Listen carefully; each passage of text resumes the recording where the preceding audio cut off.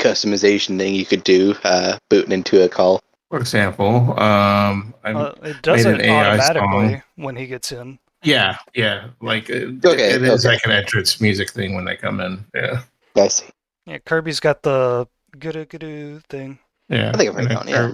Yeah, Kirby loves this one too. My bitch, my name's Robert. Such a bitch is Robert. That's a good one. I haven't heard that one. That's a very good one. That's from the game Dispatch, which is great. Yeah, I that's haven't a played Such a good game. Fucking amazing. They didn't think they had a hit on their hands, but they did. Oh yeah, it blew up. It's really Oh good. god. Yeah, it exceeded Hey, their look, it's this dickhead. Hey, guess who's here? But yeah, Dispatch is like, if you know the Telltale games, that's what it's from, pretty much. But it's like, Oh yeah, I love those Telltale games. yeah, with like all the rough edges shaved off. It's amazing. Yeah, it's Like Yeah, Life that's is great. Strange?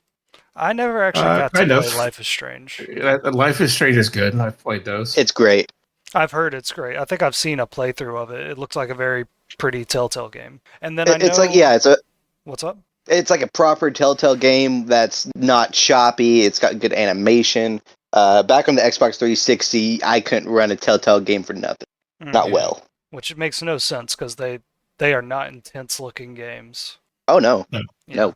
Yeah, a phone should be to be able to run Telltale. If a walker lunges, my game starts the skip.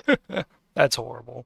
Why can I watch a game on good quality, but the moment I play it on the same quality, it's absolute dog shit and wants to crash?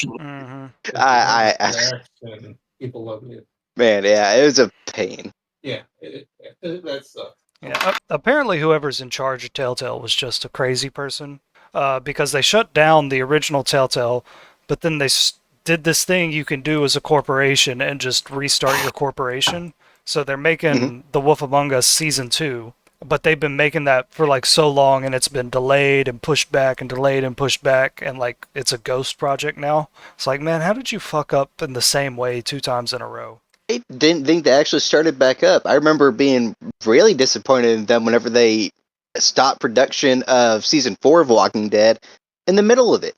Bungie, I believe, had to pick up the slack. Is that what happened? Yeah. I never I think the very... I actually haven't gotten around to this Season 4 either, but the very last episode had to be picked up by Bungie to finish it off properly. That's crazy. Yeah, I did not play after Season 2.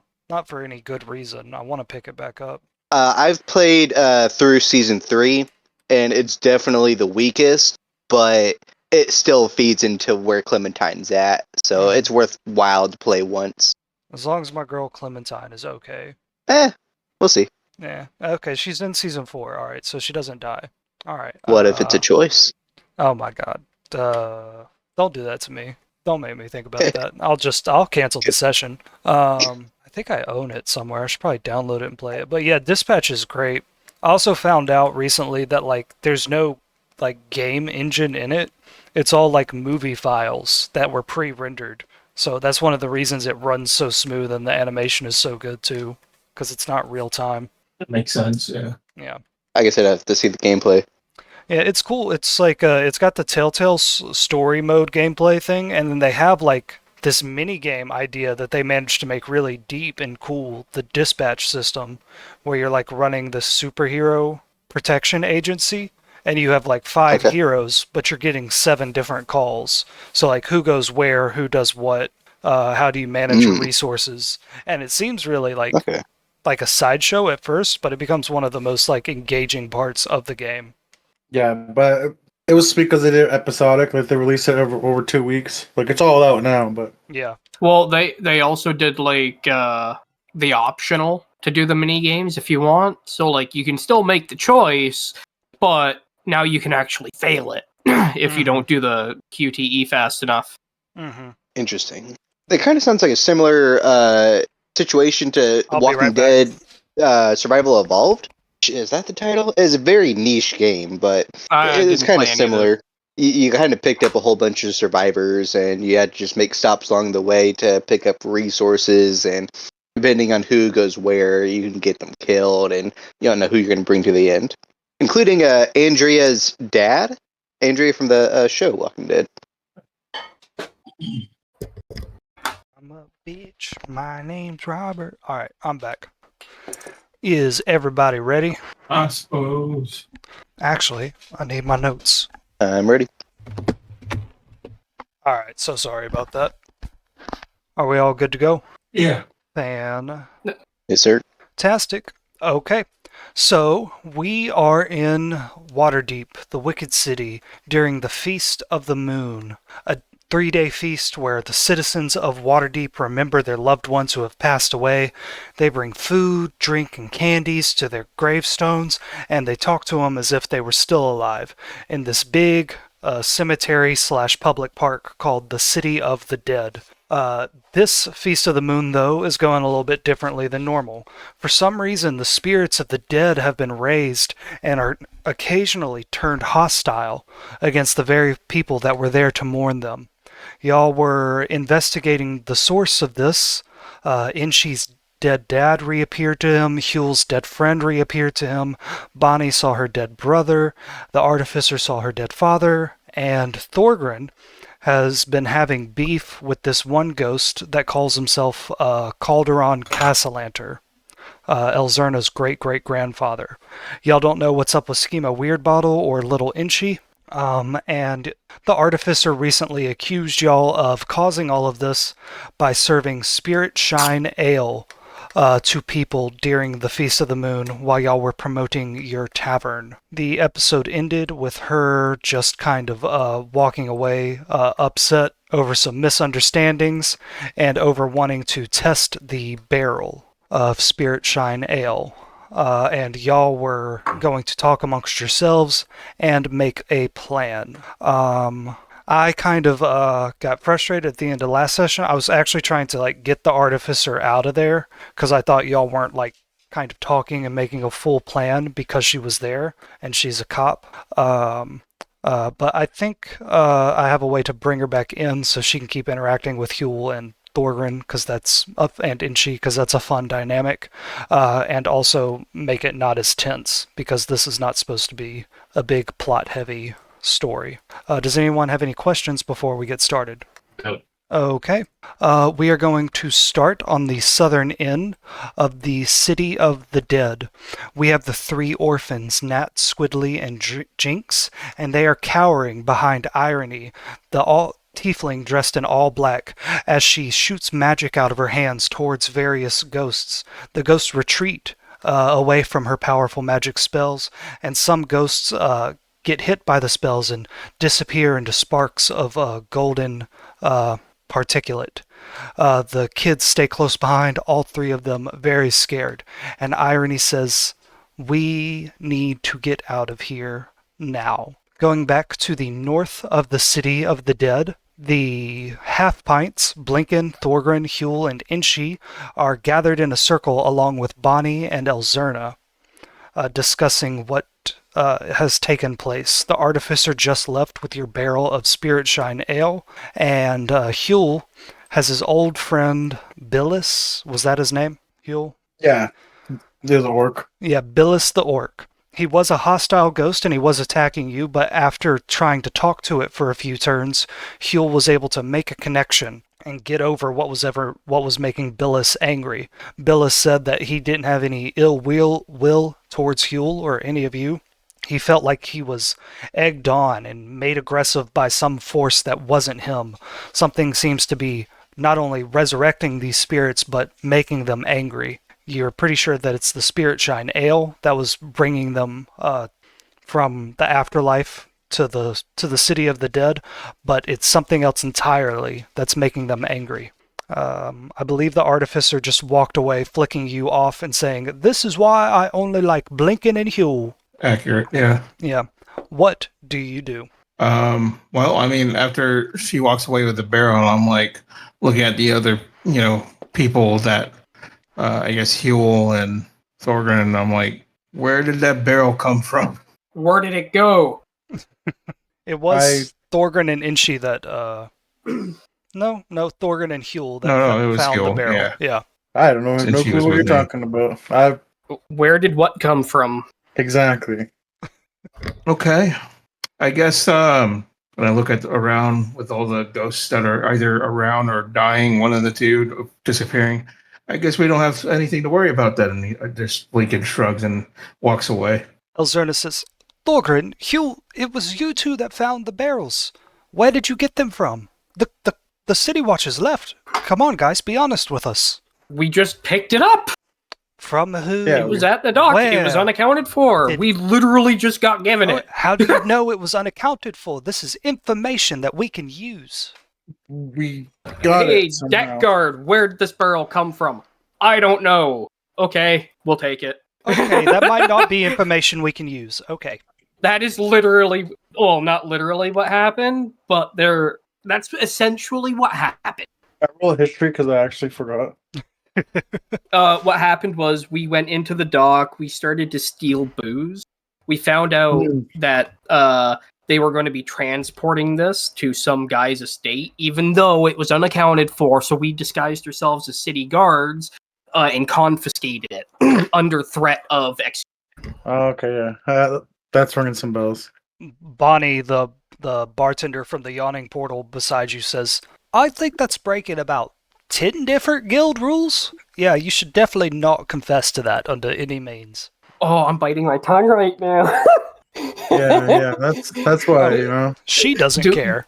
Bonnie doesn't care. Elzerna doesn't care. Out of character. Kirby, should I just be like, so it's being a doppelganger? I don't know. Like, full 180 on her? Getting very hostile for no reason. It was a good plan, and I stand by it. That's all. Inshi, do you have any ideas about what y'all should do? All right, and she was zoning out, trying to wiggle his fingers and trying to control the ghost, seeing if there are other illusions that he can manipulate. He's off in his own world. He ain't going to respond to none of that. You're right. It would be bad to confess that, but I was being interrogated by the group. So, I mean, it totally is what happened, and I'm going to, like, tap my nose. Wink, wink. As I tried, like, wiggling and moving him. I don't think these are illusions. Usually I can make him shimmer a bit, though I guess it's harder if it's other people's illusions. Bonnie giggles next to you a little bit and says, you made a pretty good specter when we were running from that ghost, didn't she? Yeah, that's my friend Liff. Oh, you're friends with many ghosts or just that one? I mean, no other ghosts like to play fetch like he does. Like, I throw some trash into the floor and I say, go fetch, and he gets it and he hits me. That sounds like a very fun game. Okay, Elzerna. Are you sure he's just not throwing trash at you for throwing it on the ground in his bar? Well, technically our bar, but you know he's the one who has to clean it, so you're making him work. Well, yeah, but I call it fetch. That's just Elzerna. You were saying? Elzerna steps forward and says, "Okay, we know that the Spirit Shine Ale is the source of the ghosts, such as our new friend Billis here, but something else." Probably my grandfather is the reason that they're all aggressive. That's why they're targeting us. That's why he keeps coming back and fighting Thorgrim and Blanken. So maybe we need to figure out why he's mad at us. Does he just like getting his... does he just enjoy losing? She says, back when he was alive and a younger man, he was a very well-respected adventurer and very powerful if all the stories are true. She says... what did he say when y'all were fighting him? Something along the lines of, we've made a mistake and we're gonna regret, what we've done to his family and he's gonna make us pay. But I think we're paying a pretty good price. I mean, you know, the bloodline still lives. We're keeping you safe. It's a good price to pay. I'm happy with that end. She says, "You're not like an Mm-hmm. There's just a lot of other blood spilled in that bloodline. I'm not sure if that little girl's blood will undo all of that. No, I'm not saying that's the case. I'm just saying it's better to keep some, you know. We didn't prune a whole tree. We just removed a couple bad branches. Yeah. And Billis says, yeah, I remember I was drawn here by the sound of Hewley's music, but then something Something made me very angry, and I went blind with rage. And I don't know what that was about. I would never attack my buddy Huel. And Huel, he like hits you a little bit, and again, he's just so big, it kind of pushes you. It used to be annoying, but he did it so much over the years, it became charming. Could it be that Huel played an off note? I mean, it could have been. I was scared. All right, so we've wrong. solved it. Huel just played bad music. Stir of the Dead. Yeah, you upset. It was so bad it upset the dead. Plausible. But I was dancing to it. I was making a big old dance party. That. Mm-hmm. Blinken, are you still here, or did you say that you walked off? Oh yeah, I walked off. I was heading over to the cart. Okay. You're going over to the cart. You get over there. It's been closed up. The artificer closed up after she inspected it and found the barrel of Spirit Shine Ale. The cover on the front's been drawn, so the cart, is safe for now. Did you want to do anything specifically over here? No, I just wanted to, make sure it was there, and then I could, I guess, double check and make sure the inventory is okay, because obviously nobody knows anything about this spirit wine thing that we got. So I'm just looking at, seeing what we could do. Okay, you're doing that, and after a while, you hear the sound of a female voice, and she says, "Hey, Blanken, do you got a flask or anything with a lid on it or anything like that?" And you turn around and you see the artificer, and she has your barrel of Spirit Shine Ale with her. I mean, I could look around and get something. Yeah. You need a flask? She says, "Yeah. So the nearest place that could actually fully inspect this wine is Blackstaff Tower, and I'm not rolling this thing all the way uphill to Blackstaff Tower across the ward.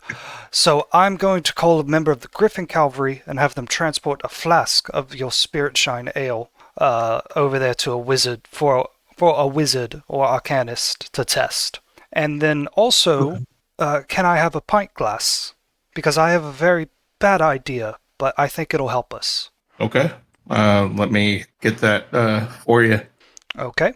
You hand her the flask and the pint glass and the flask, and she fills up the flask, and she walks away over to a corner of the street. A few minutes later, a member of the Griffin Cavalry lands there. It's actually the member of the Griffin Cavalry that stood guard outside of El Torchel Academy.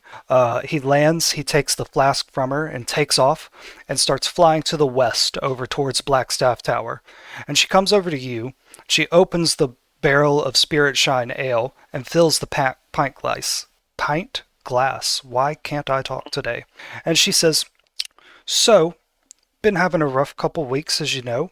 But I think getting piss drunk would be good in this situation. I would feel a lot better.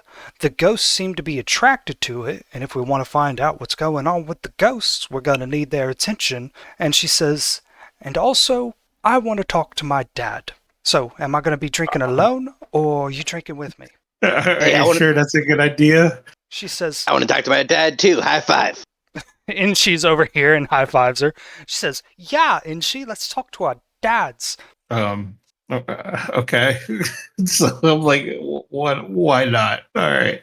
Yeah, why not? I guess everybody else can be over here for this too. Y'all see Blinken talking to someone, and she comes over, Thorgrim comes over, and Huel comes over. And the artificer... Oh! Yeah, do y'all have anything to say? Yeah, kind of. You just reminded me that I offered to get that Griffin rider a saddle. No, you offered to get him a griffin. Oh, I thought I was getting him a saddle. No, I edited the episodes. Yeah, you said your own personal griffin egg. Yeah, about that. Let's do it. I mean, yeah, we're doing it. Yeah, there's a reason I kept. We're getting him an egg. Yeah, you have the special class feature that you pulled out of your ass for it. You said that you were going to get that for him if he snuck you into El Torchel Academy, and then you figured out how to do it yourself when the campaign. When that heist got rewritten, but he's still a character, so he would still be down to do you a favor for a griffin egg, Or we can sell it to him, or we can have a griffin rider in our back pocket. Yep, that's why I'm keeping him around. His name is Griffin McElroy, and his griffin's name is Beaksley. It's a pretty banger of a name, I'll be honest. Yeah, it's a pretty good one. That's pretty good. So the artificer raises her pint glass filled with Spirit Shine Ale and says, "Cheers. Who's drinking with her?" And she grabs a glass. And she For a grabs a shot. glass. Thorgren? Is the blacksmith across the street open? No, it's nighttime. Okay, well, then I guess I'm drinking. Okay. What were you going to do in the blacksmith? I was gonna see if he had, like, silver dust in a bag or something, and I was gonna tie it to, like, an end of a rope.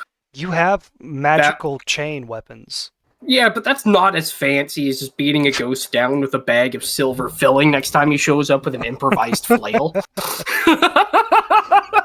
I mean, Actually, I'm just gonna do it with silver coins. yeah. I'm committed. I'm doing silver coins. And just because the shop is closed doesn't mean you can't get in it, you know? Huel, how about you? They're our neighbors.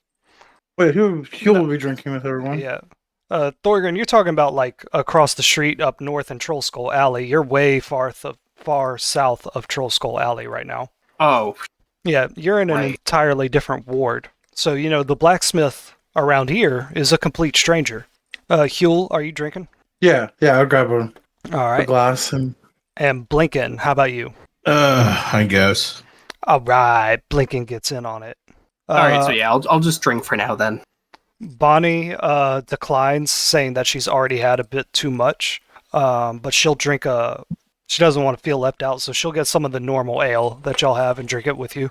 And Elzerna goes, "Cool, wish I could do that, but whatever." And y'all all drink, and you are all slightly buzzed from your pint glass of ale, of Spirit Shine Ale. Whoa. And the artificer says, "Oi," or she doesn't sound like that.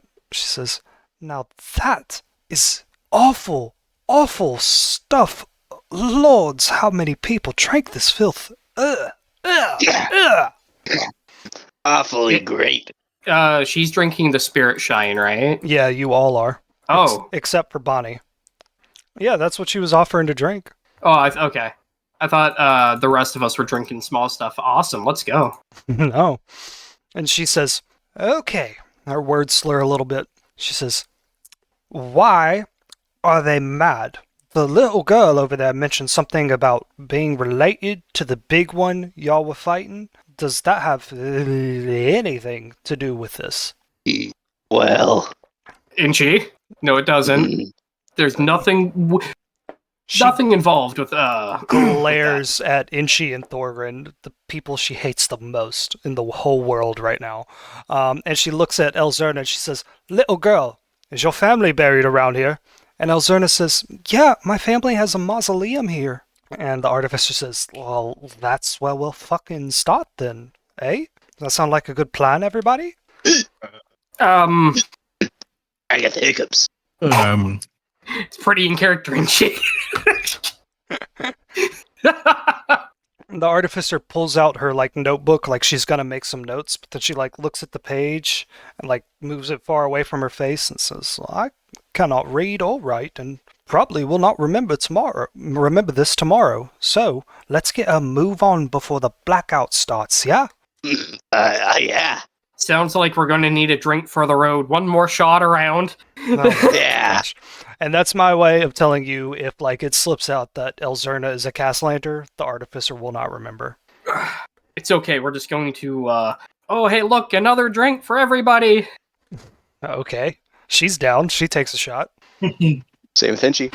Can't remember if there's nothing to remember. bottoms up. Bottoms I'm gonna up. fill a flask with it. Okay. And Elzerna says, "Actually, I'm glad I don't have a bit of that. That looks awful. Why are you all doing this to yourselves?" It tastes pretty good. "I don't think it does. I've smelled it." Okay. And I mean, a lot of food doesn't smell good, but tastes amazing. the artificer says, "Family mausoleum now. Move it. Move asses. Move." I thought she said Everybody it was just walking. Mausoleum. just a mound. Let's go. Let's go to this mausoleum. Bonnie says, and Elzerna starts, like, leading the way and cautiously looking back at all of you. Billis is helping Huel stay upright Or actually, Billis will be helping Thorgrin stay upright, and the Artificer walks beside you, Huel, as y'all start making your way south to the mausoleum. As y'all walk, the sun has set, the shadows grow very long. The mausoleums cast big shadows, the trees look all mysterious as they shake slightly in the fall wind. You hear the sound of screams from far down south. You also hear the sound of music coming from your east. You hear Schema Weirdbottle singing to somebody. Let's see. And Elzerna says, my family's mausoleum is going to be all the way in the south. It's one of the biggest ones in the whole city of the dead, actually. And y'all can always swear out of the corner of your eye you can see a familiar face floating past, but then you look and it disappears. What would y'all like to do as you're walking south? I'm going to try to steer the group more towards, like, the wrong south direction. The wrong south? Well, I mean, we're going south, right? It's on the east side or the west side. So if we're going to the west side, then I'm going to direct us more towards the east side. Or if it's on the east side, I'm going to try to be like, hey, let's go down this path down there and try to keep going, say, this direction, if I can ping it. Is there a strategic reason you're doing that, or do you just think it'll be funny? I'm just trying to keep her away from the Castellaners. You don't have to worry about that, man. Even if she doesn't remember, the chances are that Grandpa Castellanter is going to just show up and be like, hey, you're all drunk, let's go again. Yeah, he might. That'd be a fun fight. But she says, shoot, where is it? Which one did I pick for it? It's all the way, like, down south. Yeah, you picked the big L one. Yeah, the big L one. Yep. Okay. Does anybody else want to do anything, or just follow the Elzerna towards the south? And she nudges Bonnie. She goes, Bonnie. Yeah. Uh-huh. What's your favorite type of fish? My favorite type of fish. So, back down south, near Baldur's Gate, they have these bouldering fish. A lot of people don't really like them that much because they got thick skin. But if you cook them in the right type of oil and spices, they get really, really chewy, and you can throw it in with some fruits or some vegetables, and it makes a really good addition to a nice stew that me and my cousins used to eat. Like a good mackerel. I think I've had some mackerel with a mackerel with tough skin, with very, very thick skin. Yeah. And she says, hey guys, who wants some fish? Okay. Guys. Do they come with potato skins? Bonnie, do they come with potato skins? She says, no, we don't serve potato skins here at the Yawning Portal. And y'all keep walking down south even more. You can choose to stop and interact with these NPCs or not. The one I am going to call out is, as you're walking south, you see these ghosts flying around, but they are ignoring this one area, and you look in it, and there's Throm Stoker Cause, the turtle leader of the Ruby Rabbits, and he is kneeling in the grass, and he picks a flower, and he shows it to this ghost of a young turtle female. Y'all continue walking south down here, and let me move some stuff around. And Elzerna says, there, up ahead, that's my family's mausoleum over there. And the Artificer goes, by the gods above, that is a big mausoleum. Okay. And then you hear screaming, the screaming of children and a few adults. You can't see this area of the City of the Dead because there's a lot of trees here. What do y'all do? Hey, Huel, you want to try playing another song for the ghosts again? A concert? Yeah, like a concert full of ghosts. I guess. It helped earlier, right? I think Maybe. I'm actually going to take this to a battle map. Just a moment. Oh, shit. Alright, can everybody see this map? Yeah. Yeah. Oh, shit, I forgot to copy the ghost token. Just a moment. So this mausoleum map isn't one-to-one with what y'all saw on the overworld map of Waterdeep, but just try to use your imagination. Will do. Okay. So y'all come across this entrance to the mausoleum, and Elzona says, it's a big mausoleum, and it goes down inside. I've only been in there once for when I was really young for my brother's funeral. So I don't know the layout or anything like that. And the artificer says, onward we march. Let's just go, guys. And then y'all hear the screaming, and you look over, and hiding behind some tombstones of some stone graves that are outside of the mausoleum, you see 5 people. You see the orphans, Nat, Squidly, and Jinx, and you see the lunar druid from the moon dance, and you see Irony, the woman that was going to help y'all exercise Lith out of your bar, but y'all befriended him, so you didn't really need to do that.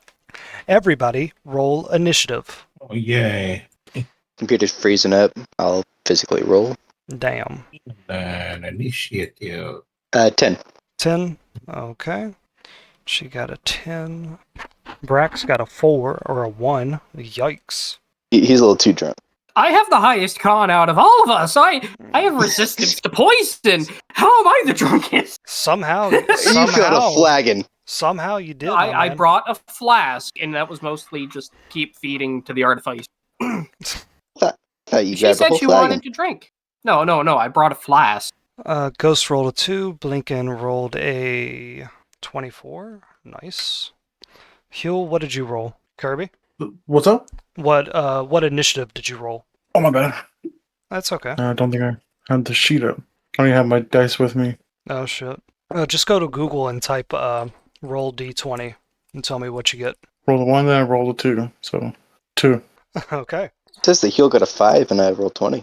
Oh, plus, yeah. Yeah, 2 plus.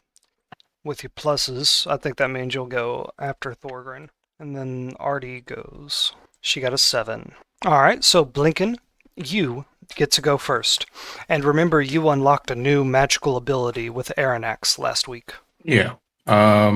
What you see are these 3 ghosts harassing these people hiding behind these tombstones about 20 feet away from you. Or each of these squares is 5 feet, so 10, 15, 20, 20, about 30 feet away from you. I'll be like, I'm going to draw their attention by saying, like, I'll scream and say, "Oi, uglies!" and try to get their attention. You want some fish? The ghosts turn around, and you see this first one here with the blue dot. Inchi, this looks like your father, but he's been stretched out to such ungoblin-like dimensions that he's tall and lanky and has the proportions of like a really oddly shaped human, and his fingers are long and claw-like, and that charming smile he always had and that he had earlier tonight isn't there anymore. The life in his eyes is not there. They are sunken and black. This ghost right here is these other 2 are just random ghosts. Blinken, what do you do? I'm just gonna shrug and just shoot a regular arrow at it and try to, like, again, get their attention to make sure they're focusing at us, sort of thing. They're all focused. They turned and looked at you. That don't matter anyways. I'm gonna shoot the arrow anyway. All right. At which one? Oh, I mean, I guess at the closest one, which is the blue guy. So yeah, I'm like, oh, you ugly, and I'm gonna shoot with my longbow. That one is Inchi's dad. Well.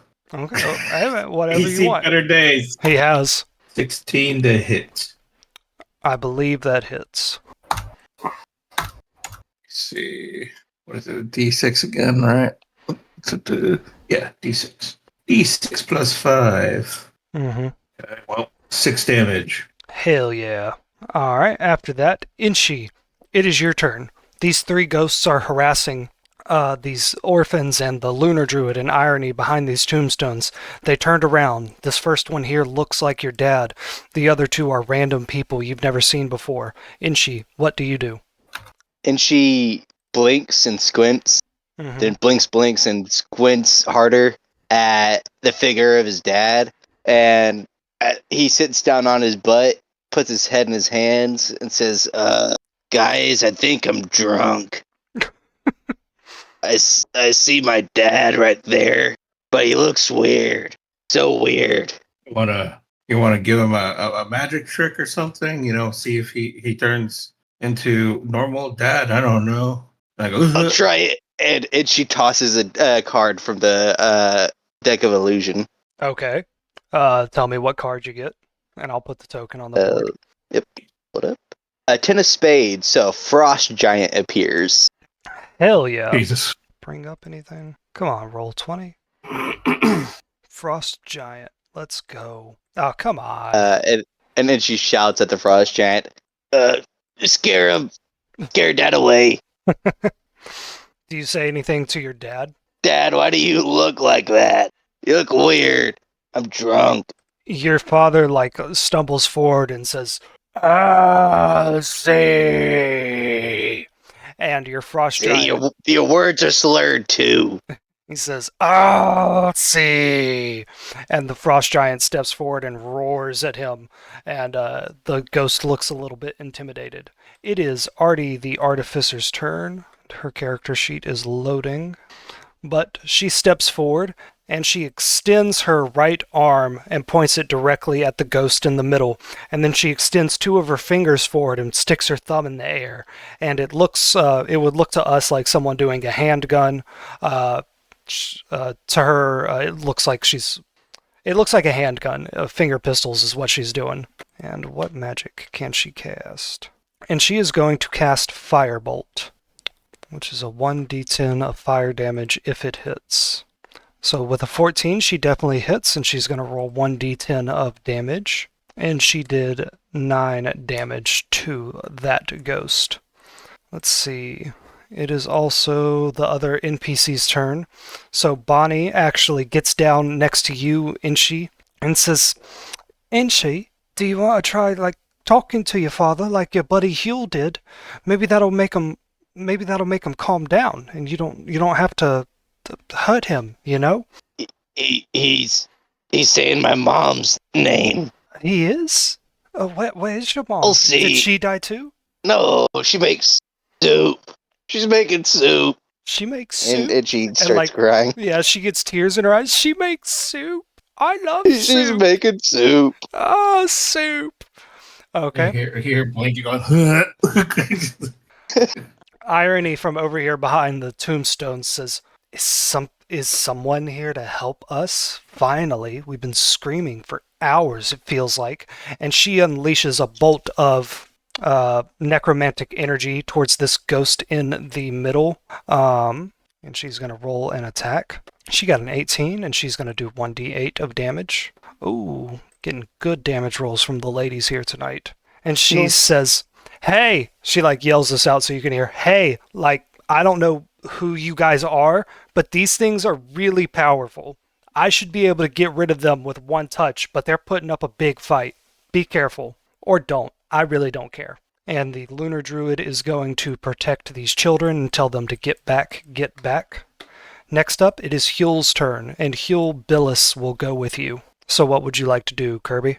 I want to cast Vicious Mockery. You said one of the NG's dead? Yeah, this one right here with the blue dot. I'm going to make that the pink dot because that's easier to see. I mean, I'd cast that non-lethally if I can. Trying to just call him a bitch. Playfully. Haven't you tried the non-lethal Vicious Mockery before? I think you have. I think so. That's a good bit. Okay, roast his dad, and remember you're drunk while you do it. He just walks out, he starts playing the song. He's like, yeah, you're a bitch, buddy. No, sorry, ain't she? No offense. I mean, just get... Inchi, if he was a good dad, he wouldn't have died, right? Yeah. He's gotta make a save, I think. Okay. What kind of save does he have to make? Maybe? I don't know. Constitution, I feel like. I'll text it, yeah, 50. Wisdom 15. Wisdom? Yeah, wisdom. Okay, the ghost gets +1 to wisdom. Okay, so 6, so that's a fail. And that does damage to him? Yeah, psychic damage. Okay. Oh, 10 psychic damage. Okay. I just saw that.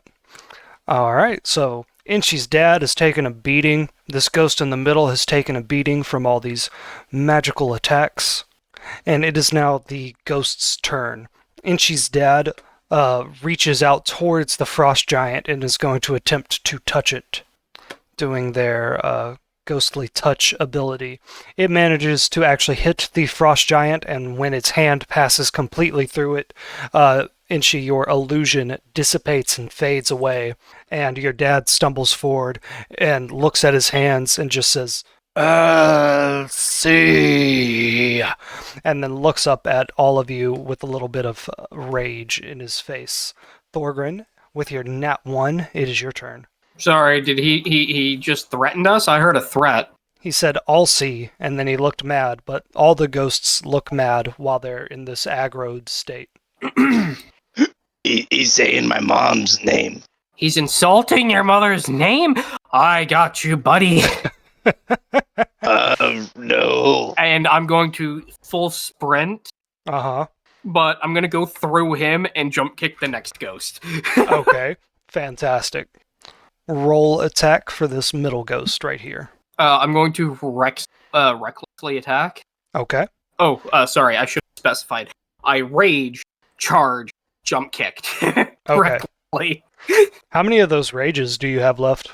I'm down to 1 after. Okay. I've been keeping track on my sheet.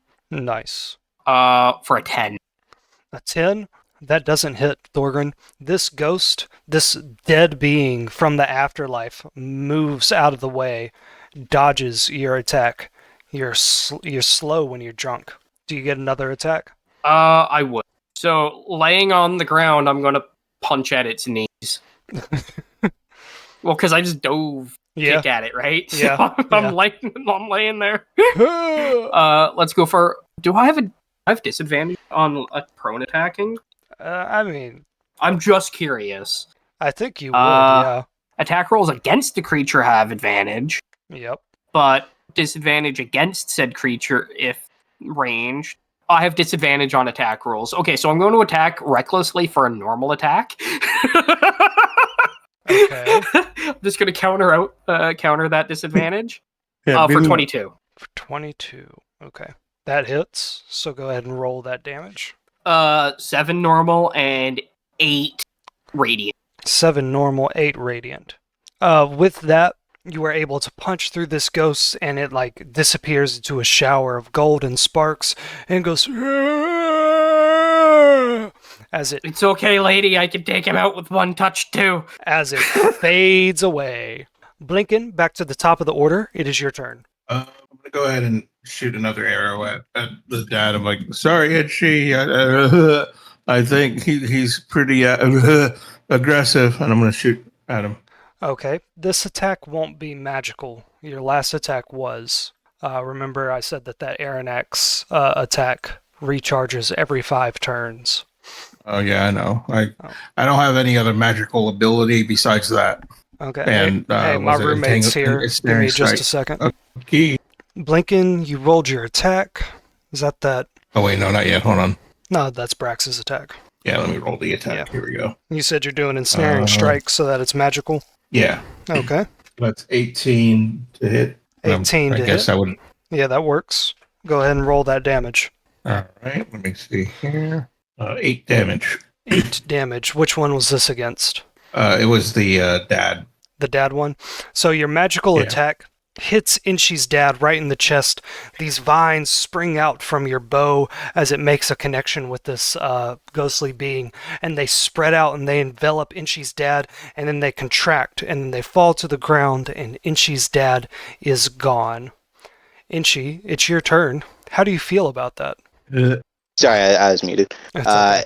Inchi, he's still drunkenly crying, and seeing his dad disappear after this beating, he wipes his tears on his sleeve. He tries to stand up, but he doesn't fully stand up. He has to put his hand on the ground to steady himself, and then he casts with his last level 3 spell, Phantom Steed. Okay. A large, quasi-real horse-like creature appears on the ground in an unoccupied space within range. You decide the creature's appearance. What does it look like, Inchi? The appearance just looks like your standard brown, light brown with dark brown pattern on the back. Okay. And Inchi drunkenly just pulls on its mane and pulls himself up onto it. Okay. And says, "I need to go see Mom. He was talking about my mom. She might be in trouble."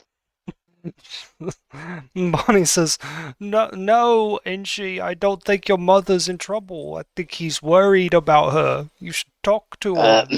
He's worried about her because she's in trouble, isn't she? Go! Don't leave the battle map, Inchi, please. But Bonnie, you want to come with me? You want to go for a ride? I hear drinking and riding is real nice at night. Inchi, you're not meant to drink and ride. Yeah, and she says, Inchi, drinking and horse driving is very bad. You shouldn't do it. I, for one, will not be a party to it. Well, the artificer yourself. looks over and says, I'll give you a ticket if you ride that horse off, Inchi. I swear to the gods above, to Ogma himself, if you get on a public street while intoxicated, and then she just barfs. You can't give me a ticket if you can't catch me. And then Itchy does the giddy up with the horse and starts trying to ride off. Sean, you're the magic caster of the group. Alright. It's okay. I'll die. It's fine. It's okay. I'm the one instigating the fights no, and stuff. No. I'll die. Okay, Itchy does the giddy up. He tries to ride off, but then the horse bucks his drunk ass off, and he falls to the ground as the horse rides away without him. Yes, exactly. I'm just like shooting every 5 turns. And Bonnie comes up to you, and she's laughing at you falling off the horse, and she kneels by you, and then she starts crying and says, "What kind of soup does your mom make?" And that's your turn. Not fish. And she starts crying even harder because she would love some balder fish soup. Great. Favorite character of mine. It's the artificer's turn, and she wipes the vomit from her mouth, and she extends her hand in the finger pistol motion towards the last remaining ghost. And I just remembered she's supposed to have disadvantage on every attack she makes because she is exhausted until she can go to another moon dance. Oh. But we'd also all have disadvantage because we're drunk. I just thought of that. I wasn't going to do that to you, but if y'all personally want to do that for your own roles, that would be funny. I mean, if we're all equally drunk, we're all equally at disadvantage, so it evens out. Yeah, and I think that would just be for strength and dex attacks. I don't think that would affect magic attacks. We just saw what my magic horse just did. Well, your magic It's not that horse... it would affect it, but there might be side effects. Yeah, your magic horse wanted to follow all the rules of Waterdeep and didn't want to drink and ride. Apparently. Okay.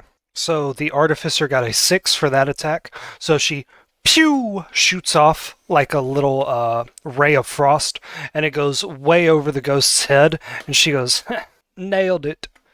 Now it's Huel's turn. Huel, what would you like to do? There's one ghost remaining. I'm going to cast Fish's Mockery again. It's just something free I can do. Okay. He plays on his lute.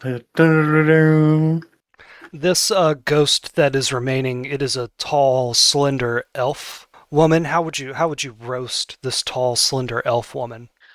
It's gonna be doing like grunting sounds. He's like, "Shut up, pussy!" He's gonna blast the psychic damage over there. Fucking Clint Eastwood here. You look like a little kid, Ash. Sorry, all my roommates being funny. Then they gotta make the save. Yes. What you said it was a wisdom save. They add 1 to that. So a 12. 12 but They do not beat that. So you did 12 sidekick damage. So yeah, this ghost just withers at your insult. It feels horrible about itself now. Thorgrin, what do you do? Stand up as a bonus action and run over and give it a right hook. Non-magical. Oh no, your first damage of every round is magical. Okay. I can choose for it to deal the extra damage. Okay. Oh, no, I don't. It's just when I make an attack, first creature I hit on my turn. Yep. Dang. Alright. Thought it was optional. All right. Yeah. So I'm gonna run over, still enraged, recklessly attack, and swing at its jaw for a 23.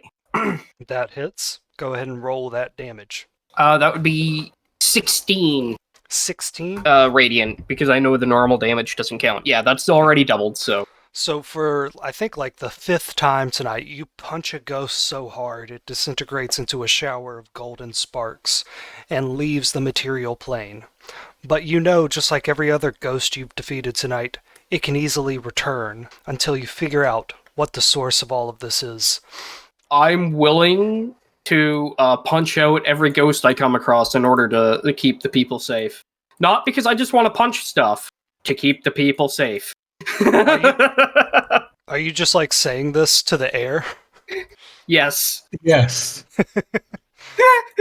Yeah, that's pretty neat, Gorgon. You all walk forward, and Billis says to you, Huel, your fighting powers have grown so much. You've become amazing, my friend. I was scared before, but I can look out for myself now. A little bit. Huel, would you like to punch the dead to death? I was yelling I'll at them teach to you. death.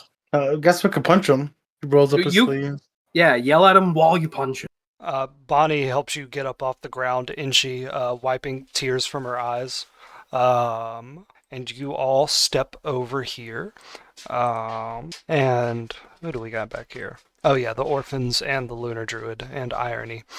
The lunar druid steps up and the kids huddle behind her, and Irony steps forward and says, looking at the artificer, well, finally, the City Watch showed up to do its job.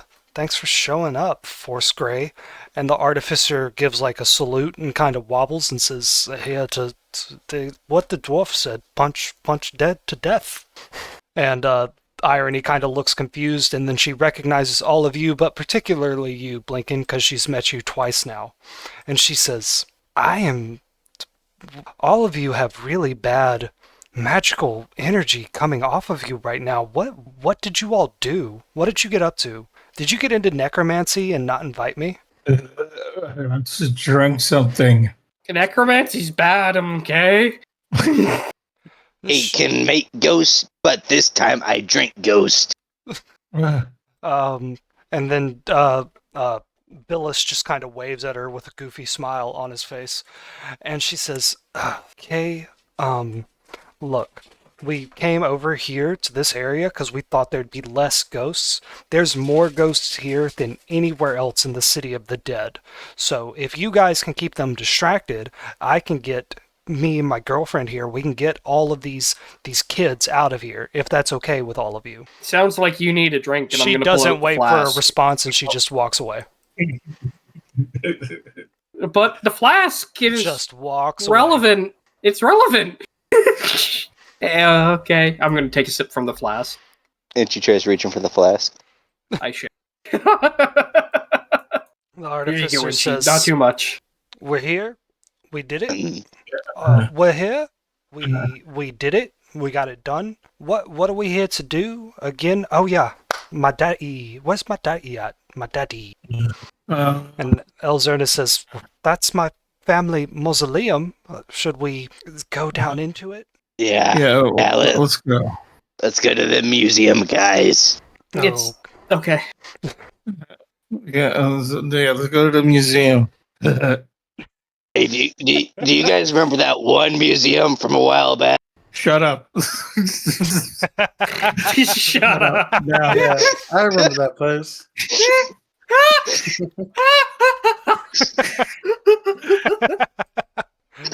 Oh, that's funny. Which one? You mean the one that we... All right, I'm gonna walk towards the mausoleum or museum. I'm gonna realize the whatever this thing is. artificer's still here.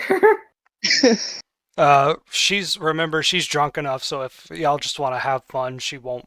That sounds horrible to say. If y'all let slip a detail, she will not remember it. Have fun, you say? Shut the fuck up, you. Especially you. Okay, hey. We're not talking about last session. It got retconned for a reason. I didn't retcon anything. I just made her a little bit less mad. You still tried to imply that her dad was a fucking molester. Oh, I implied that he was just not a good person. I didn't imply specifically what he did. Uh-huh. I think. Yeah. I don't remember. You very specifically implied. Oh, no. No wonder I'm not liked. I forgot. And then... So anyways, there we were in this museum, beating up the Guardians. Turns out the animatronics or the dinosaurs were real. Alright. They tried to eat Inchi. Y'all are walking down the stairs of this mausoleum, and it goes on for a minute. You can't tell if it's just really that deep or if you're so drunk that you just cannot actually tell what is going on. And Blinken, as you descend the stairs down into the mausoleum, you hear these whispers, Blinken. What is that? Who goes there? What stirs this spirit? Oh, interesting. Thorgrim, as you walk down the stairs to the mausoleum, you feel the hair on the back of your neck stand up. Inchi, you feel with almost a certainty that somewhere in this mausoleum you will see your father again. And Bonnie holds you tight, holds your arm like tight against her so she doesn't lose you in this darkness, afraid to see her brother. Uh-huh. Yeah, I think with that feeling, and she tries to just walk off, but I think Bonnie's just the one holding him in place. Mm-hmm. If you want to walk off, you'll get a chance to do that soon. And bringing up the rear is the Artificer and Huel. And the Artificer says to you, Huel, she says, this was never going to be a good night because I rarely visit my father's grave. I'm a horrible, horrible daughter. He was a good man, and he deserves to see me more, but it's hard. You know, Huel? Do you know what that's like, Huel? With fourth grade and everything, magic could be a lot to juggle. I haven't visited Billus's grave in a long time. I forgot he was even there. He wasn't necessarily in Waterdeep. But yeah. Okay, so y'all all come out into this room right here. Written on the walls is, etched into the walls are like pictures of famous castellanters, and some are sitting on fancy chairs, some are supervising the building of like the mansion, Castellanter Manor. Some are standing on boats, and you see their history change from, prominent tradesmen to actually becoming nobles during the year of the cockatrice about, I think, 500 years ago.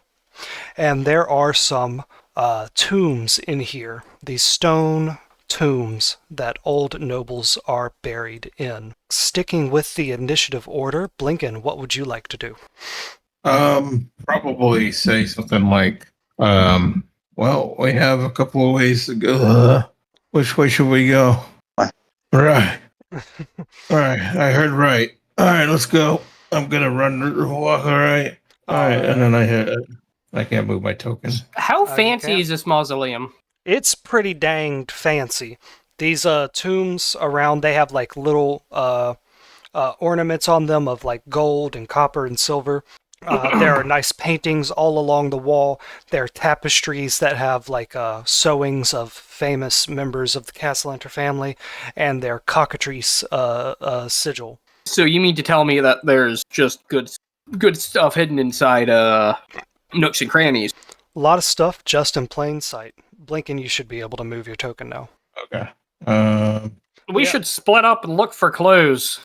I'm just gonna walk over there and like look around, see if there's anything specific or something significant that pops up, around this area.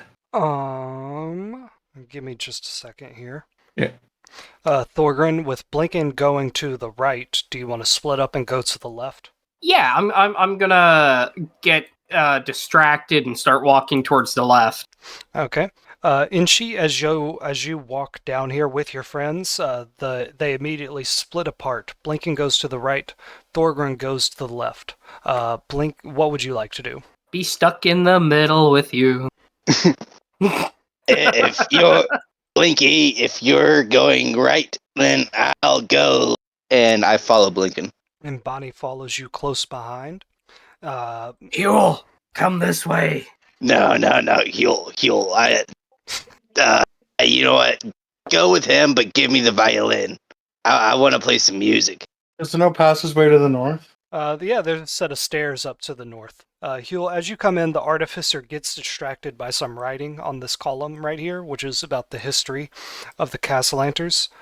So what do you do? I'll give Vinci the violin, Mm-hmm. and I don't want to leave him alone.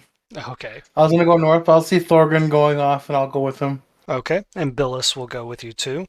And Elzerna and the artificer will stay right here, and the artificer goes, hey, guys, whoever this mausoleum belongs to, they did some business with the Castellanters at one point. That's interesting. That's really interesting. And Elzerna beside her goes, yes, very interesting, Miss Law Enforcement. Okay, so Blinken, going over here to the right, you squeeze down these stairs, and this is another section filled with stone tombs. You get into this room, and up towards the north there's more stone tombs, and towards the bottom there's these wooden tombs. And just like before, there are some valuable trinkets placed around these stone tombs, and then there's also a painting in a gold frame above this altar right here. This altar that just has old dried fruits on it, like they were left here from previous feasts of the moon. What would you like to do in here? Well, I would probably tell Itchy I'd turn around and be like, there's a lot of fancy things here. Maybe we'll look into this later. I'm just gonna go back to the center here. So I was, gotta remember this painting here. This looks fancy. All right, let me. And I just go back towards the middle. What a pretty picture. All right, just a moment. Blinken, as you begin trying to walk up those stairs, a wall of blue transparent fire goes up, and you hear those voices in your head that said, interesting, who is this? And you realize the whole time those voices, only you could hear them, and this whole time those voices, they were speaking in Draconic. You turn around back towards this altar, and there is the spirit of a young dragon that is blue and transparent and is apparently some kind of undead dragon. And it looks directly at you, Blinken. Blinken, where'd you go? I don't know. Holy shit. Oh, I turned tiny. How'd you do that? I can't even see you did you. it. Oh my god, you're very tiny. My bad. Yeah, you did that, yeah. It looks directly at you and says in Draconic, prove yourself to those that came before Aranax. You want to carry us, our spirit, in your pocket like a trinket. Prove that you are worthy. I look at Inchi and be like, you see what I'm seeing right here? Inchi, you turn around and you see the ghost of a young dragon standing between these stone coffins. And Bonnie goes, oh, gods! She sees it too. But Blinky, I think I do see it. Let me try to serenade it. And she tries to play a string from his lute that he has borrowed from Huel. Okay. That performance is going. I imagine this is going to be with disadvantage because A, he's drunk. B, he does not have an ear for tone. Yeah, absolutely. But he got a 13. Okay, you're trying to serenade it? Yeah, just like soothe it and trying to just calm the just the vibe. Just calm the vibe. Okay. The dragon says in Draconic, so only Blinken can understand this. It has been centuries since we heard the music of the goblins. I will not attack your friend, Blinken Planfoot, but you must prove your bravery to me. Now, raise your weapon. And Blinken, it is your turn. You are in combat. Right. What do you do? Well, I'll be like, this is unfair, but all right. And then he's gonna raise the bow, I'm gonna kind of take a deep breath and then raise it, and then kind of imbue the force of Aranex on it. So I'm gonna show him that Aranex is with me, kind of thing. Using the firebolt thing. So I'm gonna and I'll be like, yes for this, and I shoot at him. Okay. Roll that attack, my man. 24. Hell yeah. 24. Okay. Damage. Let's roll damage. Yep, that hits. So do I roll the regular damage too, plus the d6 or whatever? Yes. Okay. 2d6 plus 5. All right. So 6 damage normal, and then 3 plus 5, 8. Or 6, 11 damage normal, and then 3 fire damage. Sorry. Okay, that's great. So you do that to that dragon. It's taking 8 damage. And Inshi, I'm going to kind of move you south here just a little bit.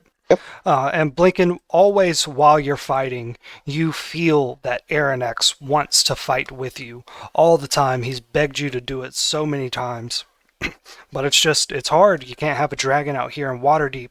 Plus him getting out of his stone form. It takes a little bit of your health. It takes a little bit of your flesh. But tonight, during the Feast of the Moon, while the worlds of the afterlife and the material plane are brought so close together that they're overlapping, you feel by your side your friend who's traveled with you for so long.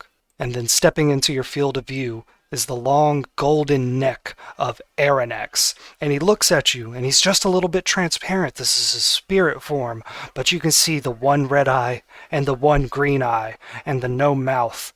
And he looks at you, and he nods, and he lowers his eyes and glances back towards the ghostly dragon, and he sends to you the image of you two fighting side by side. And he and then I'll look back and just kind of nod at him. So hell yeah. And he leaps forward and crouches down for you to be able to get on his back. All right. I'm gonna go. Yeah, I'm gonna try to go up on the back then. Screw it. All right. You are able to climb up onto his back on that little crook of his neck. There's just a little spot for you to hang your feet over, and if you grip really tight with your knees and hold on to the spikes that grow out of the top of his neck, you might be able to just hold on. And he lunges forward with you on his back, and he swipes at the ghostly dragon. What's the actual name of this thing? At the draconic spirit. And he is going to roll a claw attack. He got a 17 with that, which hits. So he's going to roll a d8 of damage, doing 5 damage. And then he's going to roll again, and he got a nat 20. So he's going to roll 2 d8s, or a d8 plus 2, and then he's going to double it. So 12 damage. So he did 15 damage to this bad boy. And the draconic spirit says, Aranex, you live again. Inshi, it is your turn. What do you do? You see 2 dragon spirits fighting in front of you. One's gold, one's blue. They're semi-transparent. It looks really fucking cool. And then your friend Blinken is riding one of these dragons. Inshi stumbles back, excited by the big fight taking place before him. And he tries to change his strumming to a more exciting battle music for them. Roll a performance check. God do it. It just starts playing Final Fantasy music. Yeah, Final Fantasy boss battle music. Yeah. I tried to think of a specific thing I was wanting, but it's from Puss in Boots, I think. Oh, God damn it. And she just strums and turns around and goes, I'm Puss in Boots. I'm gonna roll low. Oh shit. 8. Inchi, that exact song, that is what you're playing. You're strumming on it. It sounds like a Spanish guitar and everything. And Bonnie Bonnie loses a bit of her fear, and she starts dancing a little bit to you, and y'all are going around in circles while Blinken's fighting this dragon. Yep. Over on the other side, Huel, Thorgrin, and Billis wander into a similar room on the other side of the mausoleum. Thorgrin and Huel, when y'all get in here, you see similar things. You see that these stone coffins have silver and copper and gold little trinkets, candle holders, clocks, and knickknacks around them. There's also a set of paintings of various Castellanters in gold frames above this small altar here. What would you like to do? And Huel would go first. Huel, what would you like to do in this room? Intriguing. Very interesting strategy, Huel. All right, Brax, what would you like to do in this room? I'm gonna start patting Huel down for a knife. I brought no weapons. I'm just here with my fists and a flask, and I'm patting you down. Huel, I know you got a knife on you somewhere. I have 4 knives, actually. What? Yeah, 4 daggers from somewhere. Oh, that's crazy. Okay, well, I'm gonna steal a knife very quick. Yeah, I'll pass him a knife. Hey, what's that over there? And I'm gonna point in the opposite, like the direction we just came. Mm-hmm. And when Bonnie, or no, not Bonnie, who's the other girl that's with us? The Artificer? Oh, the Artificer came with us? Yeah, no. In this room you're in right now, it's just you. Oh, it's the ghost with us. Okay. Phyllis, yeah. Yeah, Phyllis. I'm thinking that's a girl's name. I keep hearing Phyllis. That's why. Okay. No, Phyllis with the B. So Mr. Bill here. Okay, well, he's not going to narc on me. So I take the knife and I just start prying out gemstones, taking the gold. Yeah. I'm full on grave robbing right now in front of them. Hell yeah! And Billis gets in on the action. He actually hits you on the side, Huel. He goes, Huel, there's so many artifacts in here.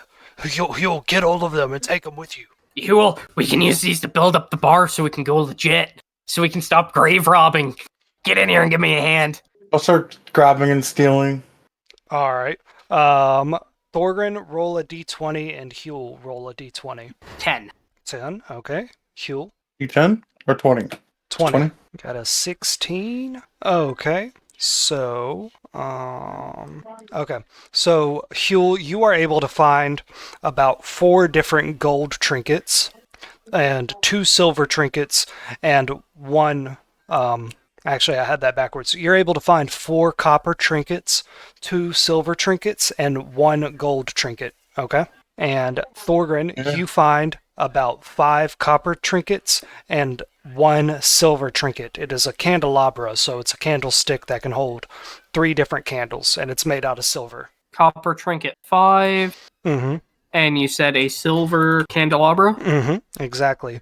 And you hear from behind you, Thorgren, this energy that made your hair on your neck stand on end. You hear a voice say, "So is this what the Iron Eater clan has come to? A bunch of common grave robbers instead of men dig their fingers into the dirt to pull out diamonds." And Thorgren, you hear from behind you this gruff dwarven voice, and you look and you see the ghost of this decrepit, decayed dwarf standing there, leaning on a giant pickaxe, and he says, "Thorgren Rock's Iron Eater, your ancestors are embarrassed of ya." Do you respond? I don't know how to respond. I'm gonna look at him and go, look, times are tough, okay? Do you see any mines around here? You take too long to respond, and when you do, it's that mealy-mouthed bullshit that he wouldn't accept. He throws his pickaxe at you. He got a 14 for his attack. Does that hit? 14 would not hit, no. It goes over your head, and he raises his bony knuckles into fists in front of his chest. He presses them together, and all 8 of his fingers pop, and he begins walking towards you. You are now in combat. Huel, it is your turn. What do you do? This is Thorgren's ancestor right here? Mm-hmm. Yes, sir. I think I'm gonna... Oh, God. I'm gonna try to vicious mockery for now. He looks like he's gonna play like a crazy song, and then he just starts talking a bunch of loud to this guy. Okay. Another vicious Are mockery. you insulting my ancestors? Like, yeah, Thorgren's a bitch. I see where he gets it from. You guys all suck. Damn. He makes it, dude. I'm gonna have to beat up Huel now. That was so good. He's rolling with disadvantage. That's funny. That was even higher. Shit, that was so good. I'm gonna say his wisdom is -1, so he got a 14 for that. So you hit him, Huel. For 3. For just like very low. That was so good. Re-roll that damage dice, man. That was fucking great. Oh man.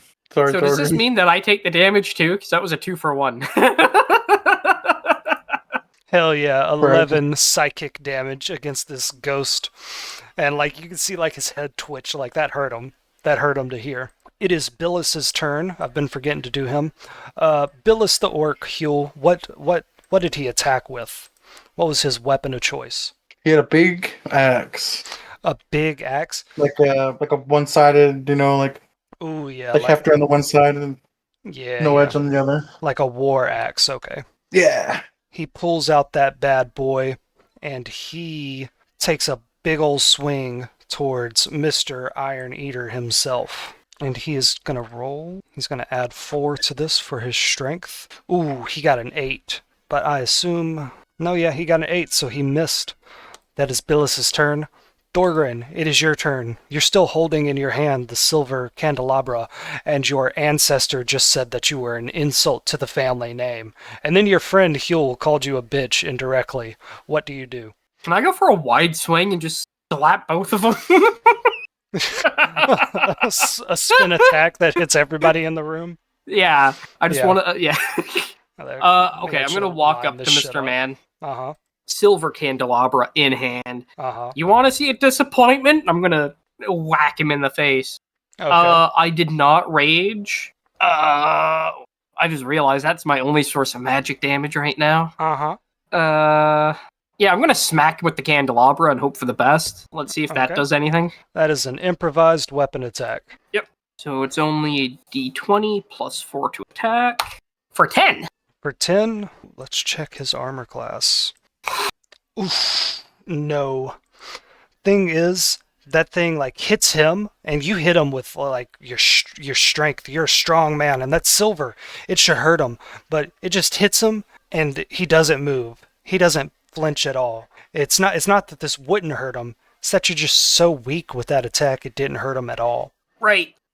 So we're gonna bonus action rage and do the follow-up attack? Hell yes. Can hear you happy that I have no more rage. Yes, you can. Sorry, that should have been at disadvantage because I didn't rage before. I mean, I would have. It should be right? a disadvantage. Yeah, because I'm drunk. You said. Yeah, I mean the 10. I said you can anyway. choose if you want to do that. I'm choosing. Okay. I'm choosing. Excellent. So, all right. So I rage. I have a candelabra in hand. Okay, which one's your attack? This one is my new attack. That was just the disadvantage I did. I wanted to see if I rolled lower. There you go. There's my new attack at 6. Okay, so that also misses. This one, you're just so drunk you like go over his head with it. And he looks at you. He doesn't sneer. He doesn't rage. He's just disappointed. The artificer is like reading this history of the Castellanter family still. Going back over to Blinken, riding on Aranax's shoulders. Blinken, Aranax like leans back and like moves his paws through the air, and you like gotta hold on tight to keep yourself upright, and then he lands, and you're face to face with this draconic spirit in this glowing ethereal blue flame. What do you do? Well, I can't really do anything. I'll just shoot my arrow. Screw it. Oh my god. Look, this is embarrassing, Aranax. I'm just gonna try to shoot him with my arrow. I don't know if it's going to do anything. And I'm going to shoot. Just listen to the music. You got this. God damn it. Is this a magic attack, Blinken? No, it's not a magic attack. Okay. What did Huel call it? Bardic inspiration? Yeah. So dirty 20 on that, Blinken? Yeah. Okay. As you shoot it, you feel like at the last moment before your fingers let go, your connection with Aranax is so pure in this place where the lands of the living and dead have crossed over for the night that you do imbue this with some magic, and it strikes out for the draconic spirit and hits it right in the chest. Go ahead and roll a normal damage roll. Oh, 11 damage. 11 damage. Hell yeah, my man. So this dragon has already taken 23 damage. It is Aranax's turn, and Aranax slithers on the ground and steps on top of one of these stone tombs and kind of has the high ground just a bit against this draconic spirit, and he leans his head back and he bends it down towards the dragon, and he unleashes some golden flames that shoot out towards this celestial dragon. And do you have Aranax's character sheet? Well, technically, yeah. It's like a. Hold on, I'll double check because I know it's a lower level one because it kind of matches with me a little bit. Yeah, it's supposed to be whatever you should have for your level. Yeah. Because I assume the dragon levels up with you, right? Essentially, yeah. Okay. So attacks. Let's see. So he does the bite. So it's attack roll +3. Yeah, that's the plus bite. the proficiency bonus as well. Okay. Does he have a breath attack? I think on the later, at 11th level he does. Oh, so he doesn't have a breath attack now. So not even yet. Okay, my bad. Okay, what's the bite again?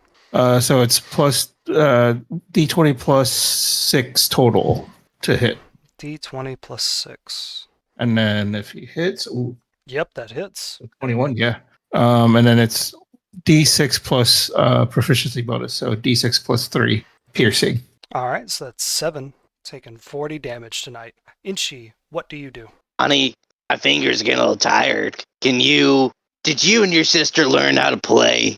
She says, we've we learned a few things on the road, and then Dannon's been teaching us. He says, if we can play, then he doesn't have to pay for talent to come in. So yeah, I can give it a few strums.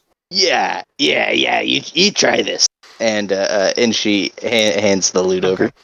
She was helping y'all loot this area, so she drops like the silver candelabra and like the silver hairbrush that she has to the floor, and she grabs the loot and she starts strumming at it, and she's gonna roll a performance check for a 4. So she strums it and she cannot play good at all. What would you like to do with your turn, Inshi? Honey, here, let me. Sorry, got something stuck in my throat. Let me show you how it's done, honey. She says, No, I'm just getting warmed up. And she still leans over and tries to strum the guitar that she's holding. Yeah, you just you gotta do it like this, like Huey does.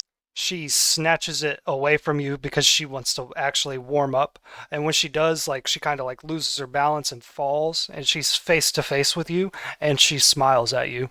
What do you do?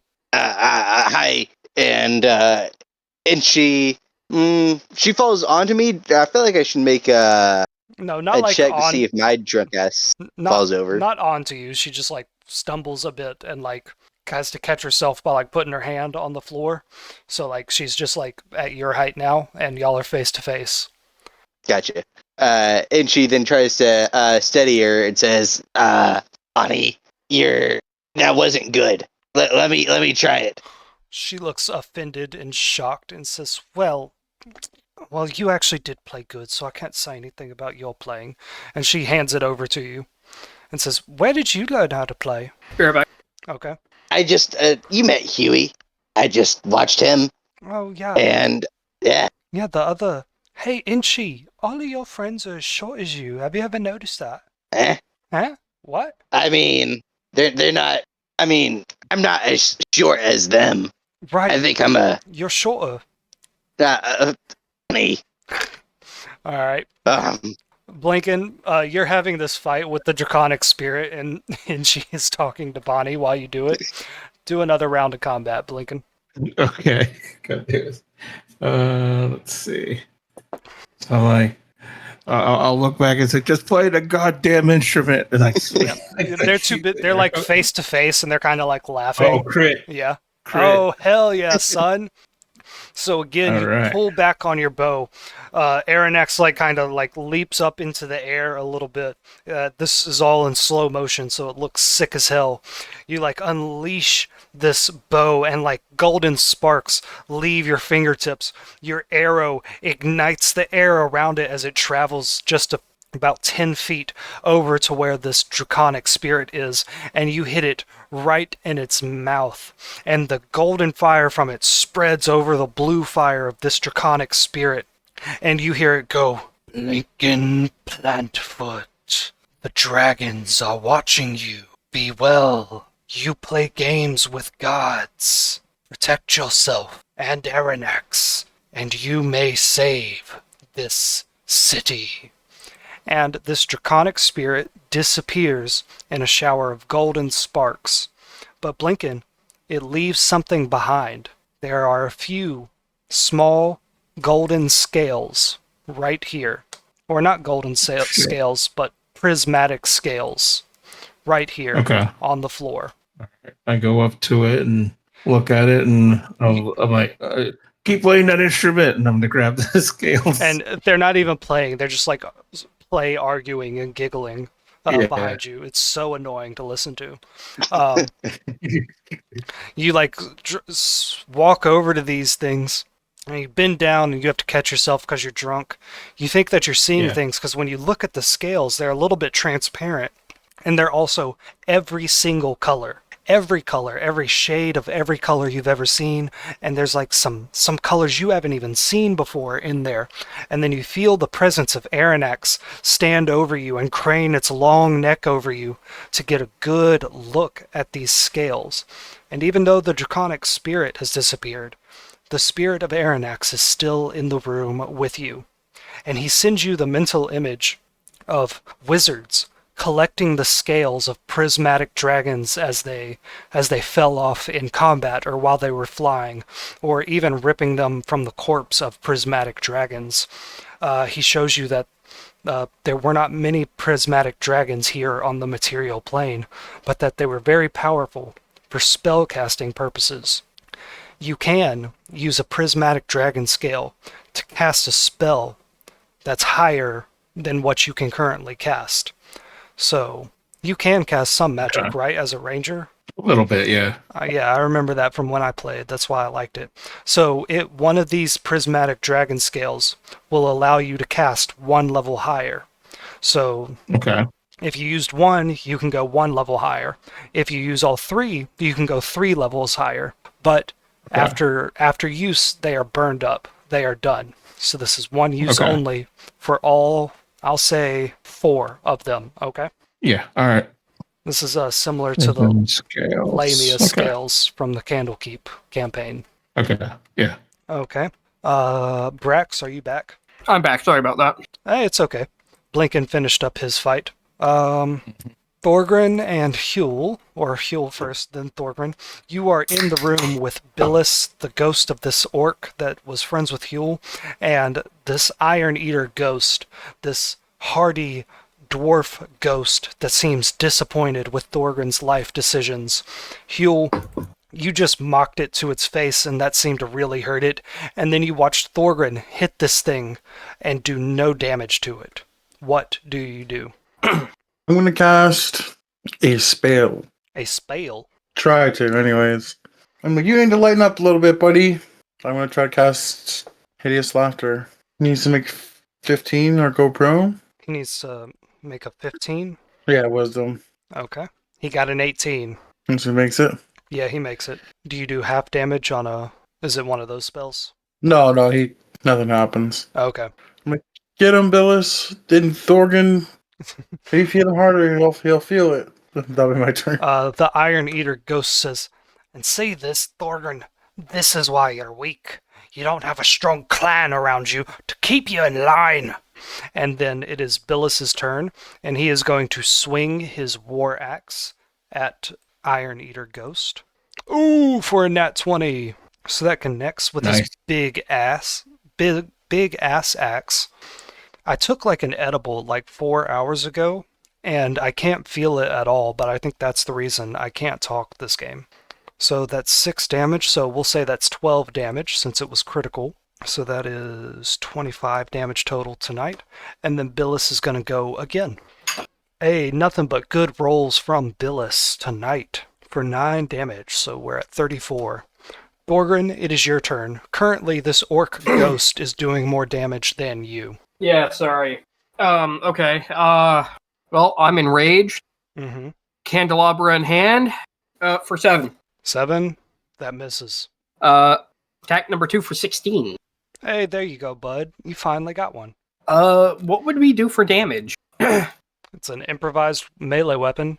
So what? D4 plus strength? Improvised weapon 5e. I think it's a D4. It I'm is almost... a D4, unless it resembles a real weapon, which this one does not. Yep. Okay, let me just make sure that I have all the appropriate bonuses attached. Are you a tavern brawler by any chance? I am not, no. Okay. But I'm thinking about it. Yeah, it's a interesting... Because I'm having fun throwing hands. Yeah, you've had to use a lot of improvised weapons this campaign. Well, I just don't bring my weapons around with me, that's why. Yeah. Well, I mean, it gets kind of conspicuous carrying around a big giant maul. Yeah, nothing but weapons that are bigger than you. Yeah. We're level 6, so it's +2 from rage. Y'all should all be 7. Y'all should not be 6. Then I am a level behind. I will fix that after session because I get nothing major for level 7.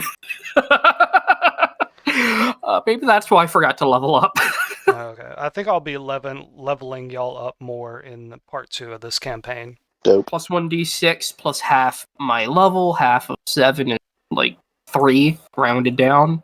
Okay, here is my first damage. So this is just the candelabra. Okay. Wouldn't you add radiant damage to that as well? Yep, I'm rolling that separate so I can keep track of it. 12, because he's vulnerable, right? Because he's a ghost? Yes. So 12 So then, yeah. plus 8, so that's 20. So you are at 54 damage. Fantastic. It is his turn, and he is going to hold his hand out, and that pickaxe that he threw at you, Thorgrim, comes racing back to his hand. He catches it with a thunk. It doesn't even move him as he catches it, even though it is massive and hardy, and he puts both hands on it, and he is going to swing it down at you, Thorgrim, for a nat 20. I can take it. He's just going to roll 2 d10s. He got 17 damage on you, Thorgrim.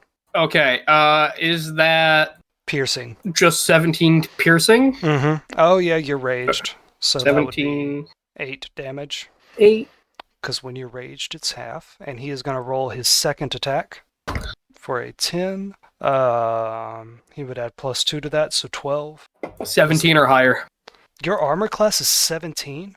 It's 16 plus a ring of defense because I'm not wearing any armor, and so that bumps it from 16 to 17. Okay. All right. So that misses. And we're going to go back to Huel again. Huel, what would you like to do? Try to Huel, mug the man. Get him. mug him. Mug him. Yeah, give me all your money. He says, no, pissant. You want to take that from a dead man? I can walk up and clap him. You going to clap his cheeks? Whoa. Yeah. I heard you eat iron. You cast Thunderwave. You just make another save. Walk up as I'm mugging him, I clap both my hands on his head. Oh, a thunder wave. Okay, nice. Oh, no. Constitution save. Oh, shoot. He passes on that. So that does half damage. Yeah, it'd still be like 5. 5 or 6 damage.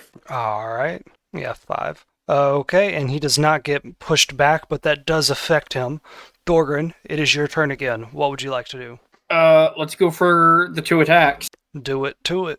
Okay, so here's attack 1 for 23 and attack 2 for 7. Attack 1 hits. Alright, so we said it was 1d4 plus my strength plus... 1 second, can I just fucking back and... No, okay. D4 plus strength plus half level... No, plus 2. So 8 normal. Okay. And then d6 plus half level, which is 3. 12. Radiant. 12 radiant damage. With that, you hit this man with the silver candelabra, and it goes through him completely, leaving behind a deep gash scar of golden sparks, and he begins to disintegrate. And you did defeat him, but he still looks upon you with disappointment and says, "You'll need all the help you can get, young rock. Maybe if you struggle hard enough, you'll be a diamond one day." And he disappears, and with a clunk and a thud, that ghostly pickaxe falls to the floor. Whooped your ass with an improvised weapon, Grandpa. Imagine if I had a real weapon.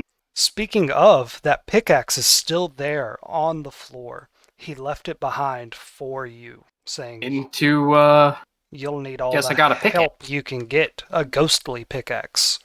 You pick it up and it has weight to it, but it's very cold to the touch, and it's a little bit transparent. Okay, I will grab the stats and everything off of you after session, probably. Okay. All right. And everybody comes back to the center room, and the artificer says, I can't figure out exactly how this family is related to the Castellanters, but I know it's somewhere. Hey, where'd everybody go? Oh, you're back. Okay. So should we go to the middle of the mausoleum?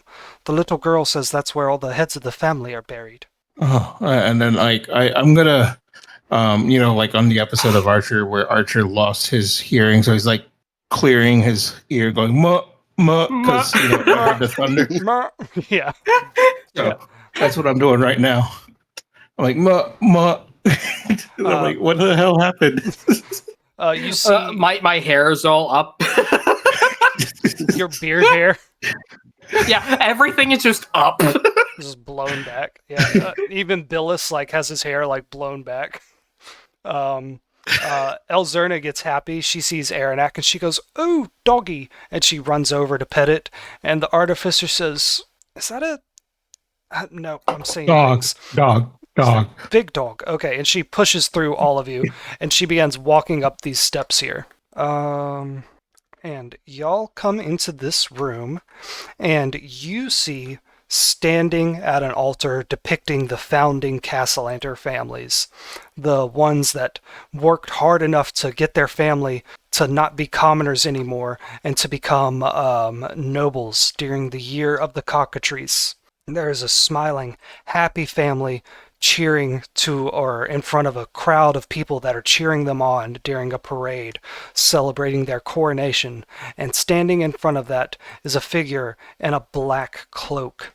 He turns around and lowers his hood, and out stares the noble eyes of Calderon Castellanter, a famous adventurer, and he picks up this giant sword and he points it towards all of you and says, "You disgraced my family. I will destroy all of you." And he points his hands at the ground and he raises them up and he picks up two powerful spirits. Two spirits that have been defeated multiple times tonight and have come back stronger every time. He pulls up the spirit of Inshi's father and the Artificer's father. And we are going to have the boss battle as soon as I can find the fucking tokens. Alright, can we take a 5-minute break then? Yeah. Very quickly? Yeah, absolutely. Right. Yeah, so 10:25. Alright, I'm back. Okay, I'm back. Give me just 1 second. Yeah. Okay, so I found some better tokens for these two guys. So on the right over here is Inshi's dad, who has grown to very ungoblin-like proportions. His arms are all elongated, his fingers are all clawed. And then the Artificer's dad, when he appears to be wearing this suit of very form-fitting armor, and as he looks at all of you, his a faceplate slides over his face, and the whole set of armor begins to glow with lines. And the Artificer goes, "That's cheating. You never finished that project in real life. You shouldn't be able to use that shit." And they are going to roll initiative as a group. Ooh, getting a 6, so they're not doing so good. Actually, in this initiative order, they're not doing that bad. So they go in the middle of everybody. Blinken, it is your turn. You are still riding on the ghost Aronnax's shoulders. What do you do? I think I'll aim for whatever the Castellanter guy's name is and Calderon. Just shoot him and be like, Calderon, that's it. Calderon, I'll be like, why don't you just give it over? And I shoot. I'm still trying to be sober. You say that to him or you attack him? Okay. Oh, no, that's what I'll say first. Why don't you give it up? All right, that hits. And then that's a D6 plus 5. Yes, 6 damage. Oh, and I could attack again. I forgot. I had 2 attacks. Hell yeah, man. 14, that probably misses, right? Let me check that. Yep, that one misses, but just barely. Okay. Your first attack hits him and he reacts. You've gotten stronger since the last time he fought you. And then that other one comes and he dodges out of the way at the last second. But you do 6 damage to him. Congratulations. And then, like, at the end of it, I'm like, you're lucky. And my turn. All right, it is Inchi's turn. Inchi, you have Bonnie at your side. She is holding herself a silver hairbrush that she can use as a weapon. What do you do? She is no longer holding the loot. Or I thought you took it back from her. I tried, but it just seemed like there was a struggle. But she gave it back. Yeah, she gives it back. Right. Guys, stand back. Heal, I'm gonna make you proud. And she tries to strum at the lute again to bring us back to some battle music. Okay, you don't have bard magic. I know. Okay, roll a performance check. I was just joking about the bardic inspiration thing earlier. Okay, so for your turn, you play. I play some battle music with the 10. Archer gifts in chat. It's great with a 10. That's pretty good. You know, it's not bad. It's not good. Or it's not bad, it's not great. It's good, solid battle music. So everybody, you have some good tunes going at you while you're doing this fight.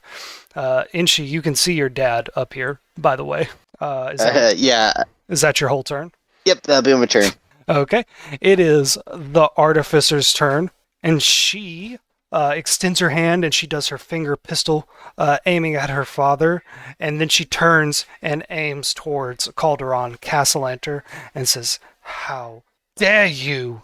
And she is going to roll with disadvantage. Ooh, with a nat 1. So she extends her arm and she is going to try and cast her ray of frost at him, but something happens. Something like jams up in her artificial arm, and she accidentally casts it on herself. So that does ray of frost. Does 1d8 cold damage to herself. Oh shoot, max damage. So she screams and falls to her knees as like her artificial arm freezes up and she can't move it right now. And it is Calderon's turn. He summons again his big, great sword, and he begins walking straight towards you, Blinken.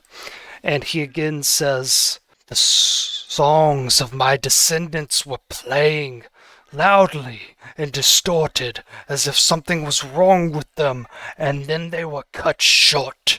I know not what happened, but I know that you, half-pints, had something to do with it." And he raises his sword, and he is going to attack you, Blinken. He gets +7 to this attack. So that's a 17. I assume that hits, Blinken? Yeah, that hits. And that is going to do 1d6 plus 5. Ooh, max damage, Blinken. You took 11. Okay. Okay, then it is Inchi's dad's turn.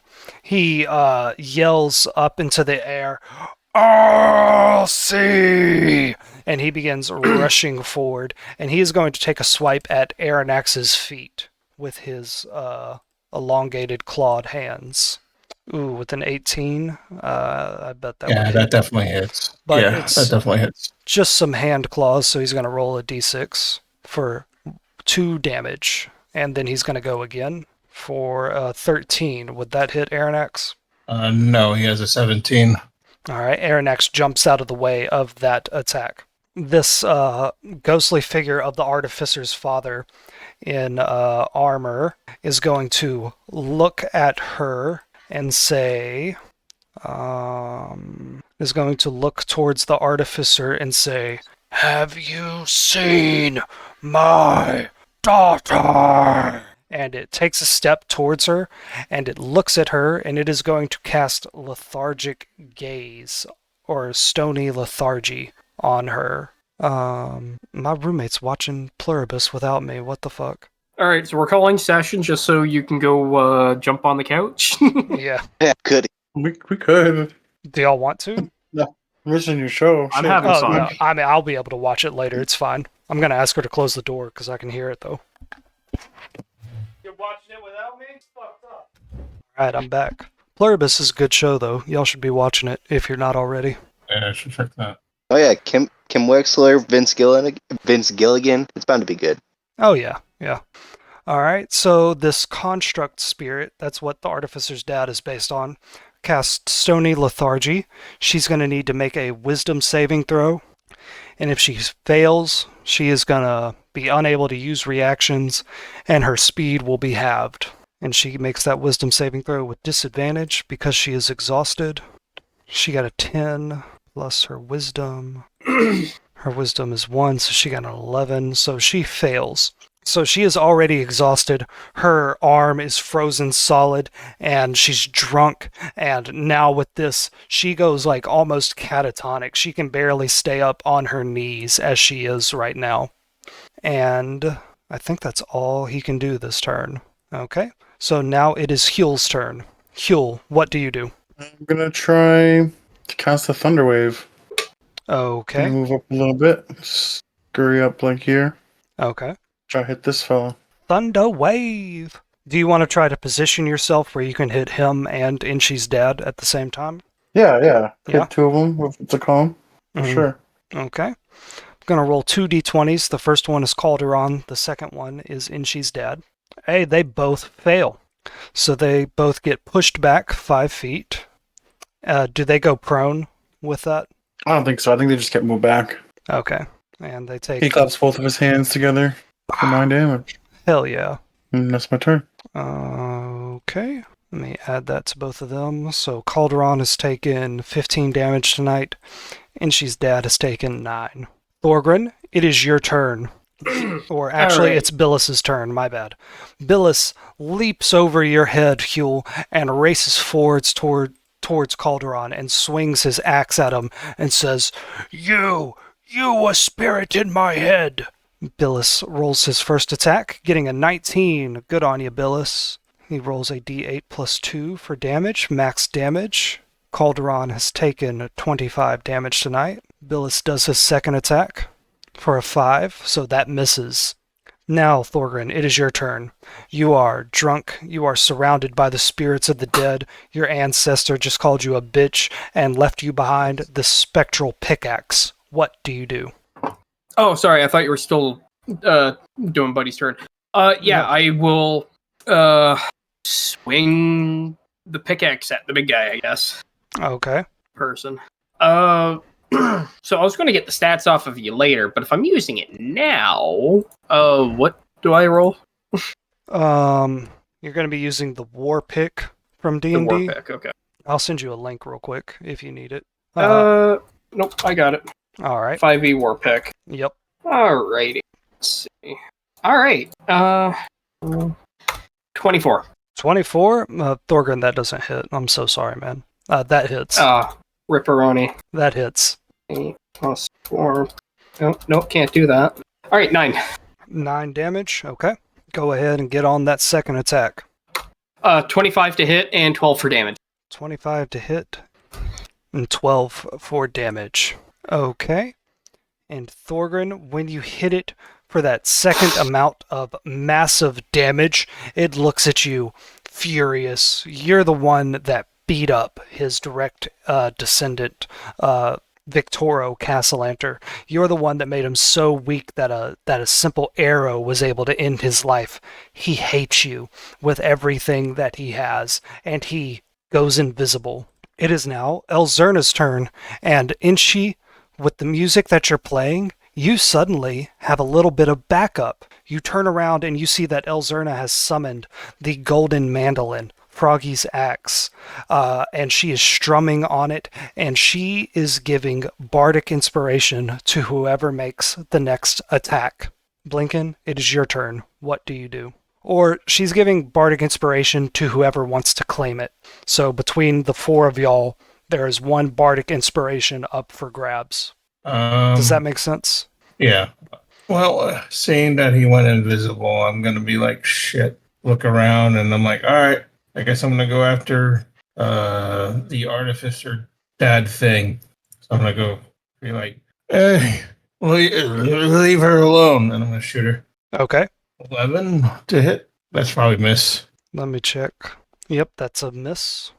Hold still. I'm gonna shoot again. Okay. 21. That hits for a total of 11 damage. All right. Is that your whole turn, Blinken? I assume that's his whole turn. Yeah, that ends my turn. That's all I can do. Okay. It is now Inshi's turn.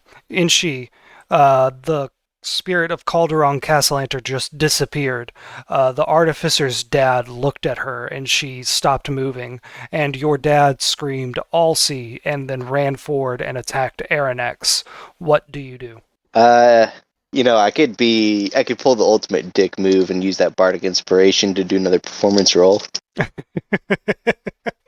No. That'd be so funny though. No. And she is still strumming along in the lute and walks up to his father, and he goes, "Dad, what is it? Mom's not here." And that makes him mad. He's like rears back and like yells at the ceiling. He goes, "I'll see, safe." Yeah, she's safe at home. Inchi, roll a charisma check. You need to get above an 11. Charisma, not like persuasion? Yeah, persuasion. 11. Hey, you meet it, you beat it. Okay. He then he's gets a little bit less big. He looks a bit more like your normal proportions, but he's still like this glowing bright blue and his eyes still look sunken, and he falls to his knees on the floor and his screams turn into sobs, and he says, "I miss Alcy and Inchi. I miss them. I miss them so much." Inchi, what do you say to him? We miss you too. And she just runs forward to fall into him. Oh, roll another persuasion check. This time the difficulty is 14, but you get to do it with advantage. Oh, 15s across the board. You run forward and you hug your dad, who you have missed for so long, and it turns out that on the other side of life, he was missing you as well. And you cry with him, and he cries with you, and he returns to looking normal. He's just a little bit blue and a little bit transparent, but the life is back in his eyes, and he looks up from the ground and he wipes a tear from his eye and he smiles at you, that wonderful dad smile. It is now the artificer's turn. She, like, her eyes are like shutting, her head is nodding like she's falling asleep on the spot there. She's drunk, she is exhausted, she's lethargic now, she is in pain from her arm. She is just having just an absolutely god-awful night. And she is going to... What does that lethargic stare do? So with all that stuff that's wrong with her, she cannot get up. She tries to raise her good organic arm to stop her father from moving forward towards any of y'all, and she can barely do that. And she is going to roll a charisma check to see if she can even speak properly in the state that she's in. With that 4, she is barely able to get out the words, I'm here, but it's so quiet her father can't even hear it. It is now the ghost's turn. The construct spirit is going to walk straight past her and make a slam attack, which is a weapon attack, on Huel. So this suit of ghostly armor walks up to you, Huel, and picks you up and tries to throw you down to the ground. It gets a +3 to this, so 18. I assume that beats your armor class, Huel? I know. Oh yeah, my AC is 10. Yeah, I know that beats your armor class. And he is going to make a D8 +6 for damage. So he did 12 for damage. And does he have multi-attack? Yes, he does. So he is going to pick you up off the floor and do it again. For a 19, damn. That is another D8 +6. So 9 damage to you that time, Huel. You get thrown onto these stone steps multiple times. -9. That second one? I have 8 hit points left. Heal's all beat up. It's very much not good. Remember, y'all have that bardic inspiration from Elzerna that anybody can claim. All right. It is now Calderon's turn, and there are 1, 2, 3, 4, 5, 6, 7, 8 people in this room that he can attack, and he doesn't like any of them. So, Calderon Castellanter appears on the steps behind Elzerna and Bonnie, and he is going to attack Bonnie with his sword. Oh my god, dude. Jesus. He got a nat 20. You rolled like 5 of them. Yeah, that's not great. See, I'm using my reaction. I'm using cunning words Okay. to What is make him re-roll that. Okay. That got a 4. So he starts swinging his sword at Bonnie, and you say those cutting words, and that gives Bonnie enough time to duck out of the way, and it throws him off balance, and he's not able to make a second attack this turn. Okay. And Huel, it is now your turn. What do you do?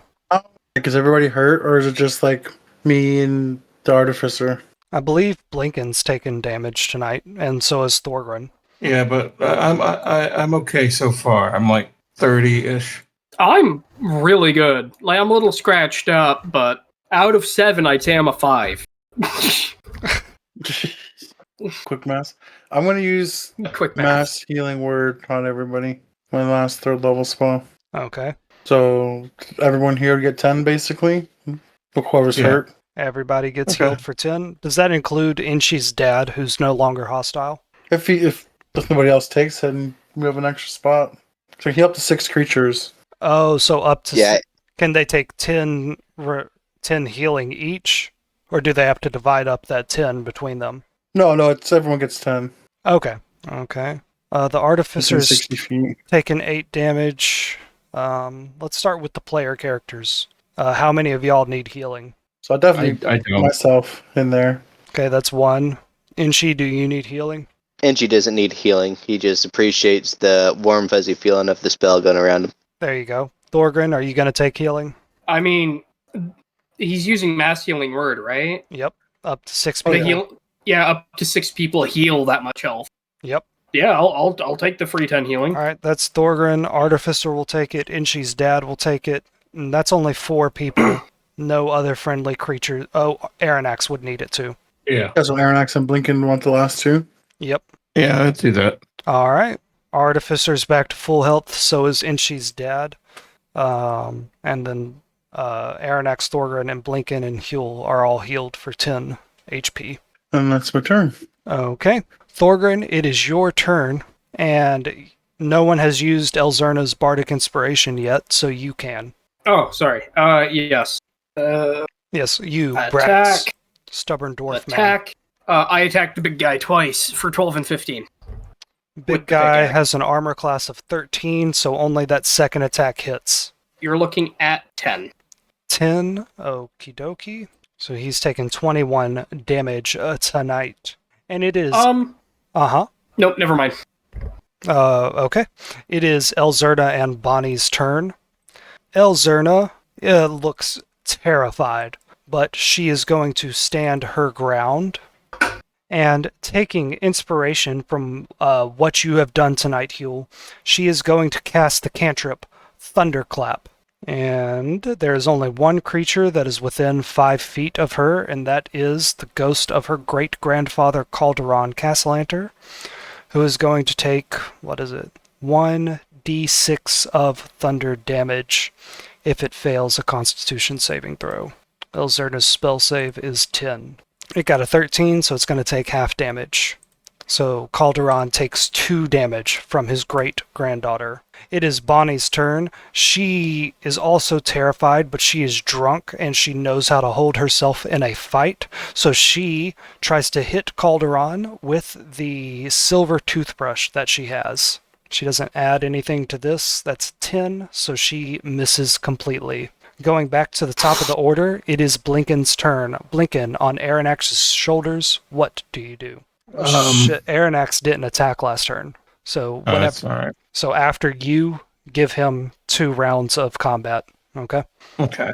So I'm gonna look at the artificer and then look at her dad and be like, "Are you blind?"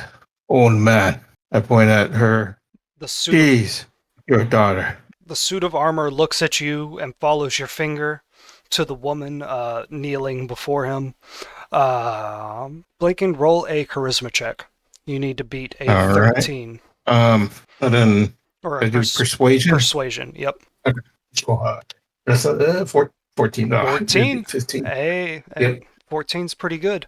Okay. He looks down at her and seems to take a real particular interest in her. Is that going to be your whole turn, Blinken? Well, I think I think so. Yeah, if you roll a check, that's your turn. Yeah, the action there. That's Yep. how I wouldn't be able to do anything. Yep. Um, Aranax's turn, so I though, think- and let him go twice. yeah, I think with Aranax, I would make him go over to. We would fly to once I'd told about the artificer. We're gonna fly towards the grandpa here, Calderon, Okay. and Aranax is like thinking, oh, this guy needs to go away or whatever. So he's gonna swing. Mm-hmm. Or at least bite or something. I'll just do a swing and see what happens. Mm-hmm. So, where's the stat? I think it's 8, right? Or 5? Let me double check. To attack. There it is. +3. Oh, 6. D20 +6. Okay. And his armor class is 15. All right. So yeah, D6 or 6 plus D20. Okay. Hey, Oh shit! You got a crit. critical. Okay. Very nice. Go ahead and roll damage on this one. Okay, so that's gonna be D6 plus 3. Okay. 1d6 plus 3. 5 damage. Oh, plus times 2. 10 for the critical. Times 2. Okay, so Calderon has taken 12 damage. And then I get to roll again because he hasn't rolled the other attack. Okay. 20, dirty 20. Dirty 20, that hits. Okay, and then another d6 plus 3. Ooh, 9 damage max. Very nice. Puts him at 17 for the night. Now do Aranax's second turn. Okay. And then we'll do another bite attack. Okay. 6. Where is it? There it is. 18. 18. That hits. It's going to be a d6 plus 3. That's another 8. One more time. Mm-hmm. That puts him at 25 damage. That d20 plus 6 again. There we go. 25. That hits. Another d6 plus 3. There you go, Aranax. Fuck him up. 8 damage. Another 8 there. So he Oh, did man. a bunch of damage. Yeah, Aranax is fucking shit up. 33 That's right. damage total.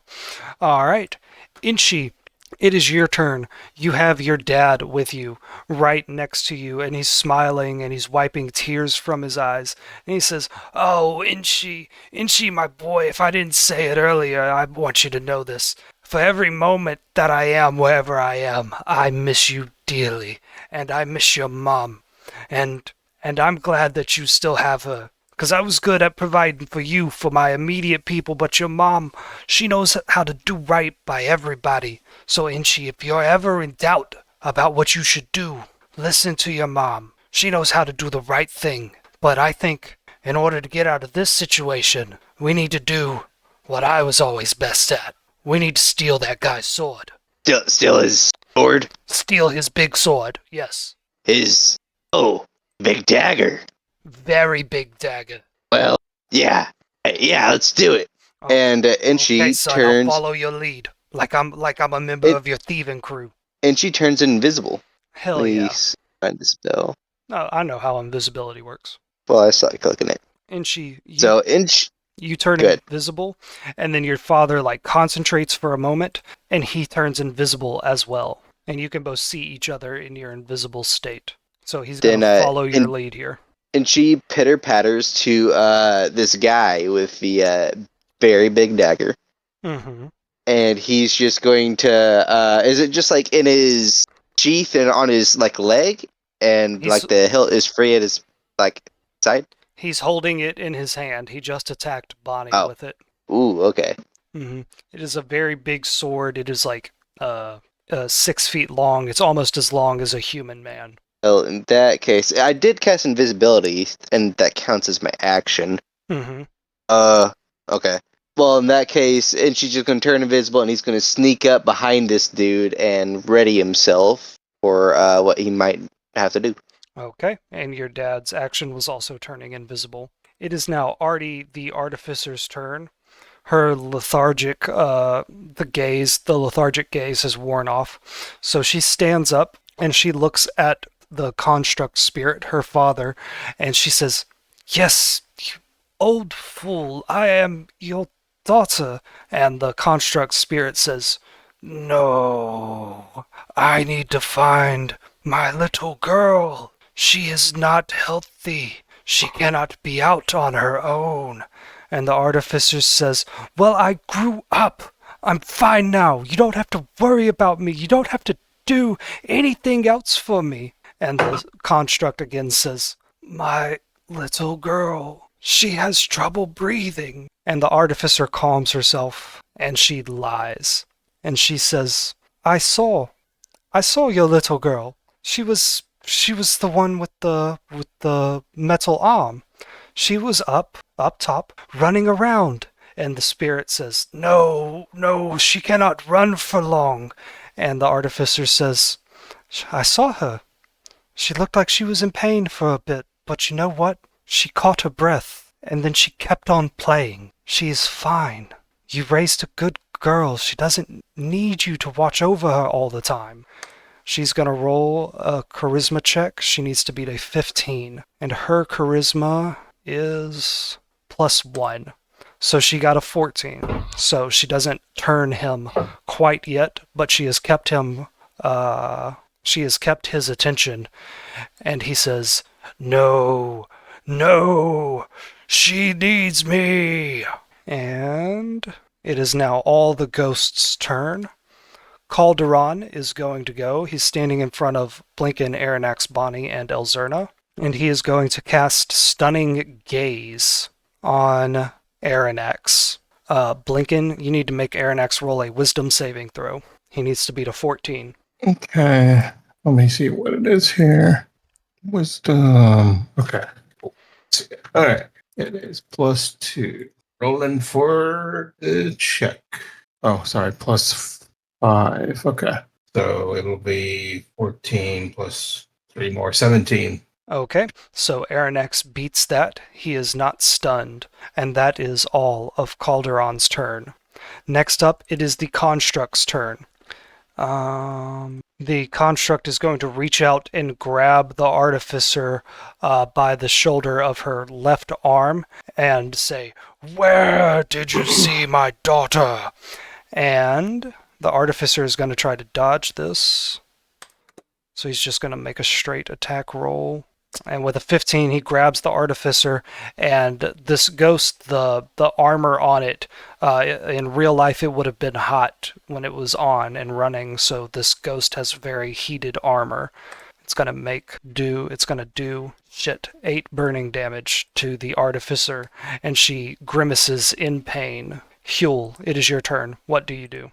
I think I'm gonna cast Vicious Mockery. On. Because I'm just yelling at him. Okay. The Artificer's father there. Okay. Or I'll actually do it to the guy himself in front of Aranax and Blinken, because she's trying to convince him to chill out, right? Yeah, and the way I've been doing it is if you get 2 persuasion checks successful in a row, the second one being a higher check than the first one, you de-aggro them. So when she didn't get that 15, she reset it, so now there needs to be 2 persuasion checks in a row on him in order to get him to calm down. Yeah, someone cast Vicious Mockery on Calderon? Yeah. Okay. And beat a 15 Wisdom. Okay. He does not beat that, so he takes 4 psychic damage. Is that your whole turn? Yeah, that's my turn. Alright. Thorgrin, it is your turn. Alright, well, reckless attack. Yeah. Wait, we're not attacking the big guy anymore? What was going on? It's up to you. The big guy, Calderon, is pretty aggroed against everybody. This guy, the Artificer's father, if y'all can get 2 successful persuasion checks in a row, you will de-aggro him and he will be on your side. Or you can attack him until he disintegrates like all the other ghosts. So anyways, I'm going to run over and dive kick Mr. Castellanter. Okay, so everybody's just ganging up on him. Yeah, I'm just gonna run and do a kick and try to like hit him, but also go through him to the other side Okay. because he's a ghost, right? Yeah, sure. If you're successful at this, you'll be able to do that. So roll your attack. Okay. Reckless attack. Well, if you're kicking him, is that magic? No, none of my attacks have been magic Okay. because I'm not raging. Okay. That ghostly war pick is magic, though. Oh. Yeah. I did not know that. Yeah, that's why you've been able to do damage when you attack with it. Okay, well, let's do a jumping attack then with the pickaxe. Okay. Let's re-roll that then. Damn it. 12, that misses. Attack number 2. Ooh, that also misses. And he says, "This weakness is what defeated my grandson." It is Elzerna. If we're weak, then that means that your grandson was pitiful. What's that make you? He just gets very mad. I forgot to do Billis, so Billis asks if he should attack the Artificer's dad or Mr. Castellanter. Attack the Castellanter. He also does a jumping attack with his war axe. Oh, he got a nat 20! Hell yeah. Okay. He does a d8 plus 2, so 5, so 10 damage. And then he is going to go again. For another nat 20, there we go, Billis, my boy. So 8, so 16 damage, so that would be 63 total damage tonight. And Billis just kind of looks over at you, Thorgrin, and says, and gives you a look that says, "That's how a jumping attack is done, just so you know." It is Elzerna's turn, and Elzerna does not know what to do with her bardic magic, and she leans back and asks you, Huel, what should I do? What should I do? And she can only cast first level spells. No, that would make her level 3. So she can only cast cantrips. Bard cantrips, Huel. What should she do? Use vicious mockery. Say mean things towards that guy. I guess for this once you can call him a bitch, but only this one time. She gives you like that devilish smile that a child gets when you allow them to say a bad word. Big smirk. Yeah, big like smirk that she tries to suppress but fails at doing that. And she turns around and says, "Your legacy is ash, great-grandfather. Your grandson was a devil worshipper." And she strums her guitar, and he is going to roll with disadvantage against her spell save. Ooh, he got the nat 1. So I'm going to treat that as a critical hit from Elzerna. So at the cantrip level, it's 1d4 psychic damage. So we're going to double that from her. So she did 4 damage to him, putting him at 67 damage. He falls to his knees and his face looks dejected and shocked.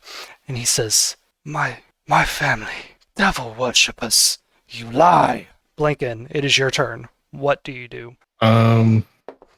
Yeah, I'll look at Calderon, and since I heard the devil worshiper, and obviously, he sees that, he got affected by that a bit. So I'm gonna be like, look, that's why I'm pretty sure. I don't remember much earlier, but I'm pretty sure that I told you that your family loves the devil, and she kind of confirmed that. And that's what I'm going to say to him. Like, look, your family right now, they died as worshiping devils. We had to deal with weird rituals, and it was gross, and I didn't like it. But I pointed at Elzerna. She is probably the most purest family member you got right now. He can't really take the alcohol that much with that much. Okay. Blinken, roll a charisma check against Calderon Castellanter. And my roommate needs something. I'll be back in 10 seconds. My bad. Yeah, all right. We're almost done with this, I promise. Yeah. I think my persuasion modifier is a 5. Did anybody use the Bardic Inspiration? I might use that. No, I don't think remember we if we did. Yeah, so I'll probably use that if need be. Was it a D8, right, for this level? I believe so. I don't remember. Pretty sure it's a D8 by now. Alright, I'm back. What'd you get? I got 11, but I could use Elzerna's thing, the Bardic Inspiration, because I don't think anybody used it yet. No, I don't think they did. I'm gonna roll that. I think it's a D8, right? I'm pretty sure. Well, she is a level 1 bard, so let me check that So real quick. D6, maybe? I believe so. Where? Yeah, D6. Okay. I think I said you need to beat a 13. Yeah, I'm pretty sure it was a 13. Mm-hmm. The first check is 13, second check is 15. There we go. All right, so 15. Yes, he believes you when you say that his his grandson was a devil worshipper. I taught that kid too. No offense. I mean, he likes weapons and stuff. That was all cool, but when he said that he likes to be sacrificed and all this, that's just weird. Thorgrim, Inchi, do y'all say anything to back him up? I thought it was a sacrifice. That's what made it weird. Inchi, do you say anything? I'm sorry, I was paying attention. They told Calderon that his great-grandson Tenzuro willingly turned himself into a bone devil. Oh. And now they're making fun of him. Do you say anything, too? No. Okay. Elzerna looks at him and says, I'm the only surviving member of the Castellanta family, and I renounce that name, because I don't want anything to do with it. Blinken, roll a charisma check or a persuasion check with advantage. Okay. Need to beat a 15. I'll do it this way. Two. This way. It'll be 20 plus 5. There we go. Roll. I'm just going to do it this way. There we go. I believe. There you go. 14. Hey, there you go. 5. There you go. All right. That does it. And Calderon looks like the life leaves him, like his posture slumps, his eyes they look sad, and he begins to cry and weep for his family's legacy. It is now the artificer's turn. She looks up at her dad and says, You're hurting me, father. You're hurting me. I don't need you here. You need to rest. She's going to make a persuasion check. She needs to beat a 13. Nice. She got a 19 on that one, plus her, 2 charisma, plus 1, so dirty 20. And the suit of armor takes its arm off of her, and it bends down and looks her in the eye and says, Daughter, you need to rest. Look at you. You're exhausted. You're not maintaining anything. And she yells at her father and says, I am not a little girl anymore. You slaved away building parts for me. You weren't with me. And you smelted so many metals you didn't know what you were doing with. And you made yourself sick. Sicker than me. And then you left me. So leave again. She is going to roll. God damn it. Does anybody do anything to help her out? I'll chime in. I'll be like, listen, she's been helping out a lot. She's obviously grown up. She's taking care of herself. You don't need to worry about her anymore. Just let her be. You know, it kind of sucks that you died, but she's a grown up now. She can take care of herself. Blinken, roll a d8. And don't add anything to it, just roll a d8. Okay. D8. Alright, so you add to her 5. She has a 10 now. Does anybody else want to chime in and help the artificer? Huel, do you want to say anything? Yeah, she's the leader of Force Grey, and she doesn't need your help anymore. Okay. Blinken, you also roll a d8. Just a straight d8. 7. That brings the total to 17, which puts it over that 15. And the suit of armor raises up the thing covering its face, and it looks at her, and it seems to really recognize her as his daughter, all grown up. And he looks at her, and he looks her up and down, and he looks sad, and he looks like he has tears in his eyes. And she says, Just go away and rest. And he slowly fades into a shower of golden sparks.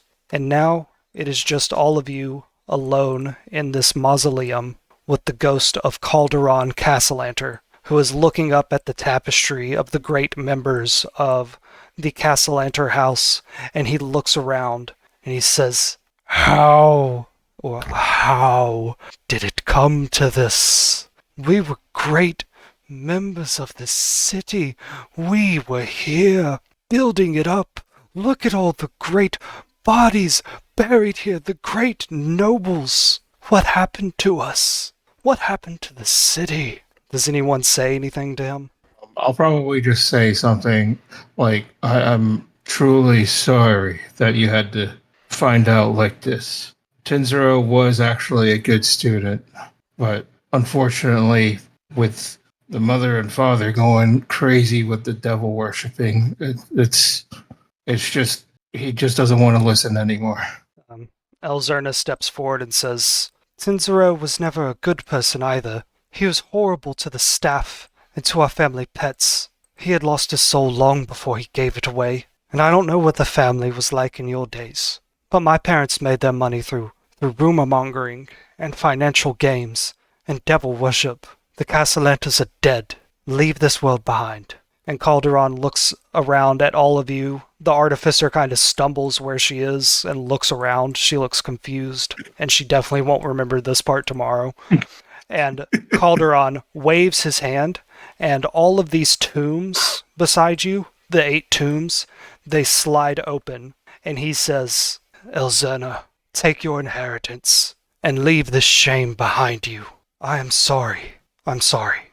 And he slowly fades away into a shower of golden sparks. And all of you feel this necromantic energy that has been inside you, bringing all of these ghosts to you, fade away a little bit. And you know, soon, all of the ghosts that were brought back tonight will fade. It's not happening yet, but it will happen soon. Billis and what was your dad's name again? It also started with a B, right? Bulb will disappear soon.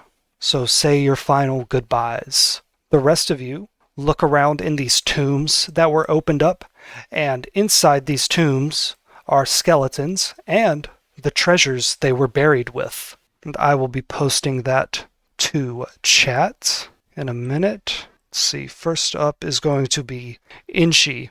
Inshi, you look over at your father and you can already feel this strong necromantic connection that's holding him in the material world begin to fade. What do you say to him? Inshi waves his hand, and in front of him materializes Alcy, his mother. Aw, so just an illusion of her? Yeah, and she says, "We're here, Dad. We're here." She calls him Dad. No, I say that. It's Okay. just a silent image of Alcy. Okay. Here we go. And he looks at her and he says, Oh, Inchi, Alcy, oh, the loves of my life. I tried to do right by both of you. I hope I did right by both of you. All the time. Inchi, you were a rambunctious kid. You took after me. I could always tell you were gonna be good at the lying and the cheating and the stealing. And I'm so proud of you. And I hope that you're taking care of the people that look up to you and the people that need you. And you don't even gotta tell me, son. I know that you're doing that. And he looks over at the image of Alcy and says, No matter what, do good by her. And she doesn't ask for much, but she deserves the whole wide world. And she's just nodding. And he says, and when are you gonna find yourself a woman that deserves the world? What about that human girl over there? The doppelganger. Probably. He goes, whoa! And he takes a step back. He goes, "Ain't she? I didn't know the world was like that. Now you got a crush on a doppelganger? That's nice. That's cool. You know, if things don't work out with her, there's always a backup. You know." No, what does that mean? It's just I'm drunk, Dad. Oh. And it's just good to see you. He says. And just don't worry about me. He says, seeing you all grown up like this, Inchi, I won't worry about you. And he looks at you, and then he looks over at Bonnie, and he says, and don't think of backup plans. Commit. Put your whole chest into it, my boy. And he comes in for a big hug with you. Hug him back, but I say, yeah, but I need her teeth. he says, "What?" And he starts to fade away.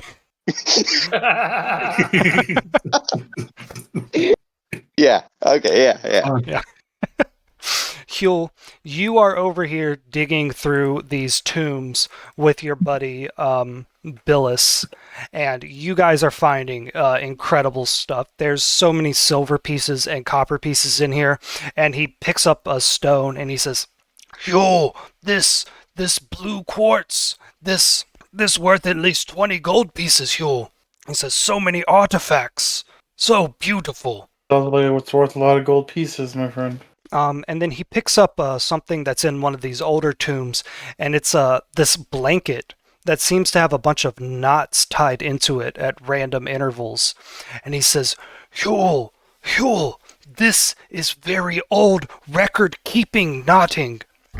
Before abacuses, before inks and paper, people used to tie knots in specific ways at specific points on blanket, and it was a form of record keeping.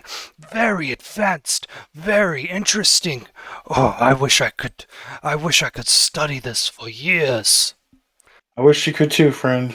He looks at you, and he looks over at everybody else, this odd collection of friends that you have, and he says, Huel, do you trust them to take care of you? To watch your back like I once did? I look around, I look at Thorgan, and she blinking, and then everybody else in the room, Artificer, and says, I think so. I think I'll be alright. He says, he says, that's good to hear, Huel. I feel like I was falling for a very long time, but now with one last adventure, and knowing that the end is coming, I can face it on my feet. And he reaches out his hand towards you for a strong, firm, like fist bump. Oh yeah, he'll give him a fist bump. And he says, Just like Royd. yeah, it's almost like the exact proportions too. And he says, Yuli, play me a song as I go this time. And she tosses Huel back his loot. I was about to say, he starts looking for his loot, and then he hears it slide across the floor, like the wooden on the concrete, and he picks it up. Mm-hmm. He starts telling the legacy of Billis, he fought for these relics his life, and then he fell. That he might have been the king of Atlantis at some point. If he lived long enough, he would become the king of Atlantis. The king of Atlantis. He likes that. And as you're playing that, he kind of just walks off towards this pile of rubble, and he just slowly fades into a shower of golden sparks, and he looks back at you one last time, and he raises his fist up above his head, and he disappears into the air. Just see a single tear go down Huel's face, and he gives him the nod. That's Whimper. perfect. I was going to say the whimper. I don't know what this time. All right. So I will post in the Discord chat the loot that y'all get. The Artificer kind of wobbles back and forth and says, Huel, catch me, I'm falling. And she begins stumbling over. What do you do? He'll do a slide on his knees and catch her in the air. Hell yes. Slick. Hell yes, my man. You catch her and she falls right between both of your arms. And she has passed out from drinking and emotional damage. And Elzerna says, you two almost make sense in my head. Almost. And she brings her pointer finger and her thumb really close together. You make about that much sense, Huel. What does that mean? And he's bugging her. She says, I think you could actually make it work with her if you really gave it a good and honest try. He starts to blush a little bit. He's maybe. If you could take her on a date, where would you even take her? The Yawning Portal's got good ratatouille. She goes to the Yawning Portal all the time, Huel. Don't be such a man. Where would you take her? Where would you woo her? He scratches his head for a second. He's I don't know. Lincoln walks up and goes next to Huel. I'm sure you'll figure it out. All right. Do y'all want to do anything else in the mausoleum? I think that's about it. We'll just figure out what the treasures are and go from there. Okay, I'm posting those to chat right now. Got to do a bit of formatting. Y'all begin to exit the mausoleum, and as y'all come back up into the city of the dead, you can see that all the other people that were fighting with ghosts or talking with ghosts, those ghosts are beginning to fade. Lady Growlhound is there, and she is yelling at someone in Draconic. And Blinken, you can understand her saying, "I am doing this, and there is absolutely nothing any of you dead assholes can do to stop me." Acting very unladylike in this moment. And Throm Stoker Cause is showing a flower to this little turtle girl, and she laughs and spins around and disappears into a shower of golden sparks. And Throm Stoker Cause looks at where she was and just kind of stays silent for a very, very long time. As y'all walk back up out of the city of the dead, you find Schema Weirdbottle, who has a little Inchy on his shoulder, and he is drinking out of the flask that he always has. And he says, "Hey, guys, you missed it. There were all these ghosts wandering around and attacking people. I saw my dad. I never met my dad in real life, but apparently he was a cleric who left me at an orphanage when I was really young, so I finally got to tell him to piss off." And little Inchy, who's still drunk from the Spirit Shine Ale, says, "Yeah, we told that gnome priest to go shove it up his ass." Yeah, you tell that cleric. Yeah. I mean, as one does. Yeah. So what'd y'all get up to? What have y'all been doing? Is that the Artificer? Dang, Huel. Yeah, she's tuckered it out. All right. Need to go for a nap. All right. Y'all start making your way back. All of you would be going back to the Troll Skull Manor. What do you do with the Artificer, though? Do you take her with you? Do you try to drop her off somewhere? Do you just bring her? Leave her under a tree? That's what I'd say. You can't just leave her under a tree, guys. We'll just bring her with us till she wakes up, and then she can go on her way. Okay. That's okay. You guys all load into the mobile tavern and begin making your way back up towards Troll Skull Manor. Elzerna walks over to the cash till, opens it up, and starts counting all the copper and silver pieces y'all made tonight. All 4 player characters roll a d20. Brax got a 6. Kirby got a 14. I got a 14. Blinking got a 14. Inchy, what do you get? One second. Damn you. And then I just rolled for Elzerna and Schemo. 19. 19. 19. Oh, nice. Let me break out the calculator app that I should have had open already. So 6 plus 14 plus 14 plus 23 plus 19 equals 76 silver pieces is what y'all made tonight in sales for the Fool's Half Pint. Okay. That plus all the treasure that I just posted. So that's a ton of gold pieces and silver pieces and copper pieces and some magic items. Yeah, okay. And y'all make your way back up to Troll Skull Manor. You get there, you all go to your separate rooms, and we will start the next session there. We're going to start another one of these little interludes that don't have anything to do with the main plot, but are going to be a fun little side story in Waterdeep. Yeah, next week I'll be off because I asked Friday, Saturday off because I have to go to my brother's. So I'll be at my brother's, I believe, next Friday. Okay. So I'll be here. All right, that sounds great. I hope to see everybody here. Hey, Yeah, gotta admit, I it's think fun. this is one of my favorite sessions so far. I think the drunk bit was pretty fun for a minute there. Yes. I think the drunk Yeah, bit, that's great. yeah, turned this from a kind of morbid story to a very fun story. Yeah, it was pretty good. Sorry, I was like a little dozy off, and I think I might have narcolepsy for real because I slept extra today. Oh, I'm still damn. tired for some reason. Yeah, I was That's still dozing really myself near great. the end. Mm, I was Yep. gonna grab an energy drink, but I was like, yeah, I'm kind of should like do that that earlier. too. I started a new job, and it's like an office job, and like just sitting at the desk and like reading documents, I get so tired like very quickly out of nowhere, and that never Feel it. happened at the construction job. Like, and I don't know if I just got to get used to it or if it's just something I'm gonna have to deal with forever. It's a little bit of Yeah. both. I feel the same way. It's like when I moved, I never really had the problem staying up too late, or I could stay up for 24 hours and be fine. Yeah. When I was young, I But yeah, could do that. Yeah. Some of the visualizations I get for this campaign are way too much, man. It's so funny. Oh, you see it really vividly in your mind. Like me yelling at Thorgon's ancestors, calling him a bitch. I mean, I'm sorry, Brax. That was just You're great. going into the book, dude. That's a grudging. Yeah, you're right. No doubt. You're like, oh, I'm gonna beat up. Like I beat up Huel right here. Well, actually, Hey. while I still have you all here, let's pick rooms at Troll Skull Manor. I think we did a long time I ago. I know we did, but let's just do it one more time. I know Blinken's up there. I know Inshi's right here. Bonnie would have said goodbye. Actually, no, she'll come back with y'all. She'll also sleep at Troll Skull Manor. Who took the attic with the bird's nest? I think that was the kid, right?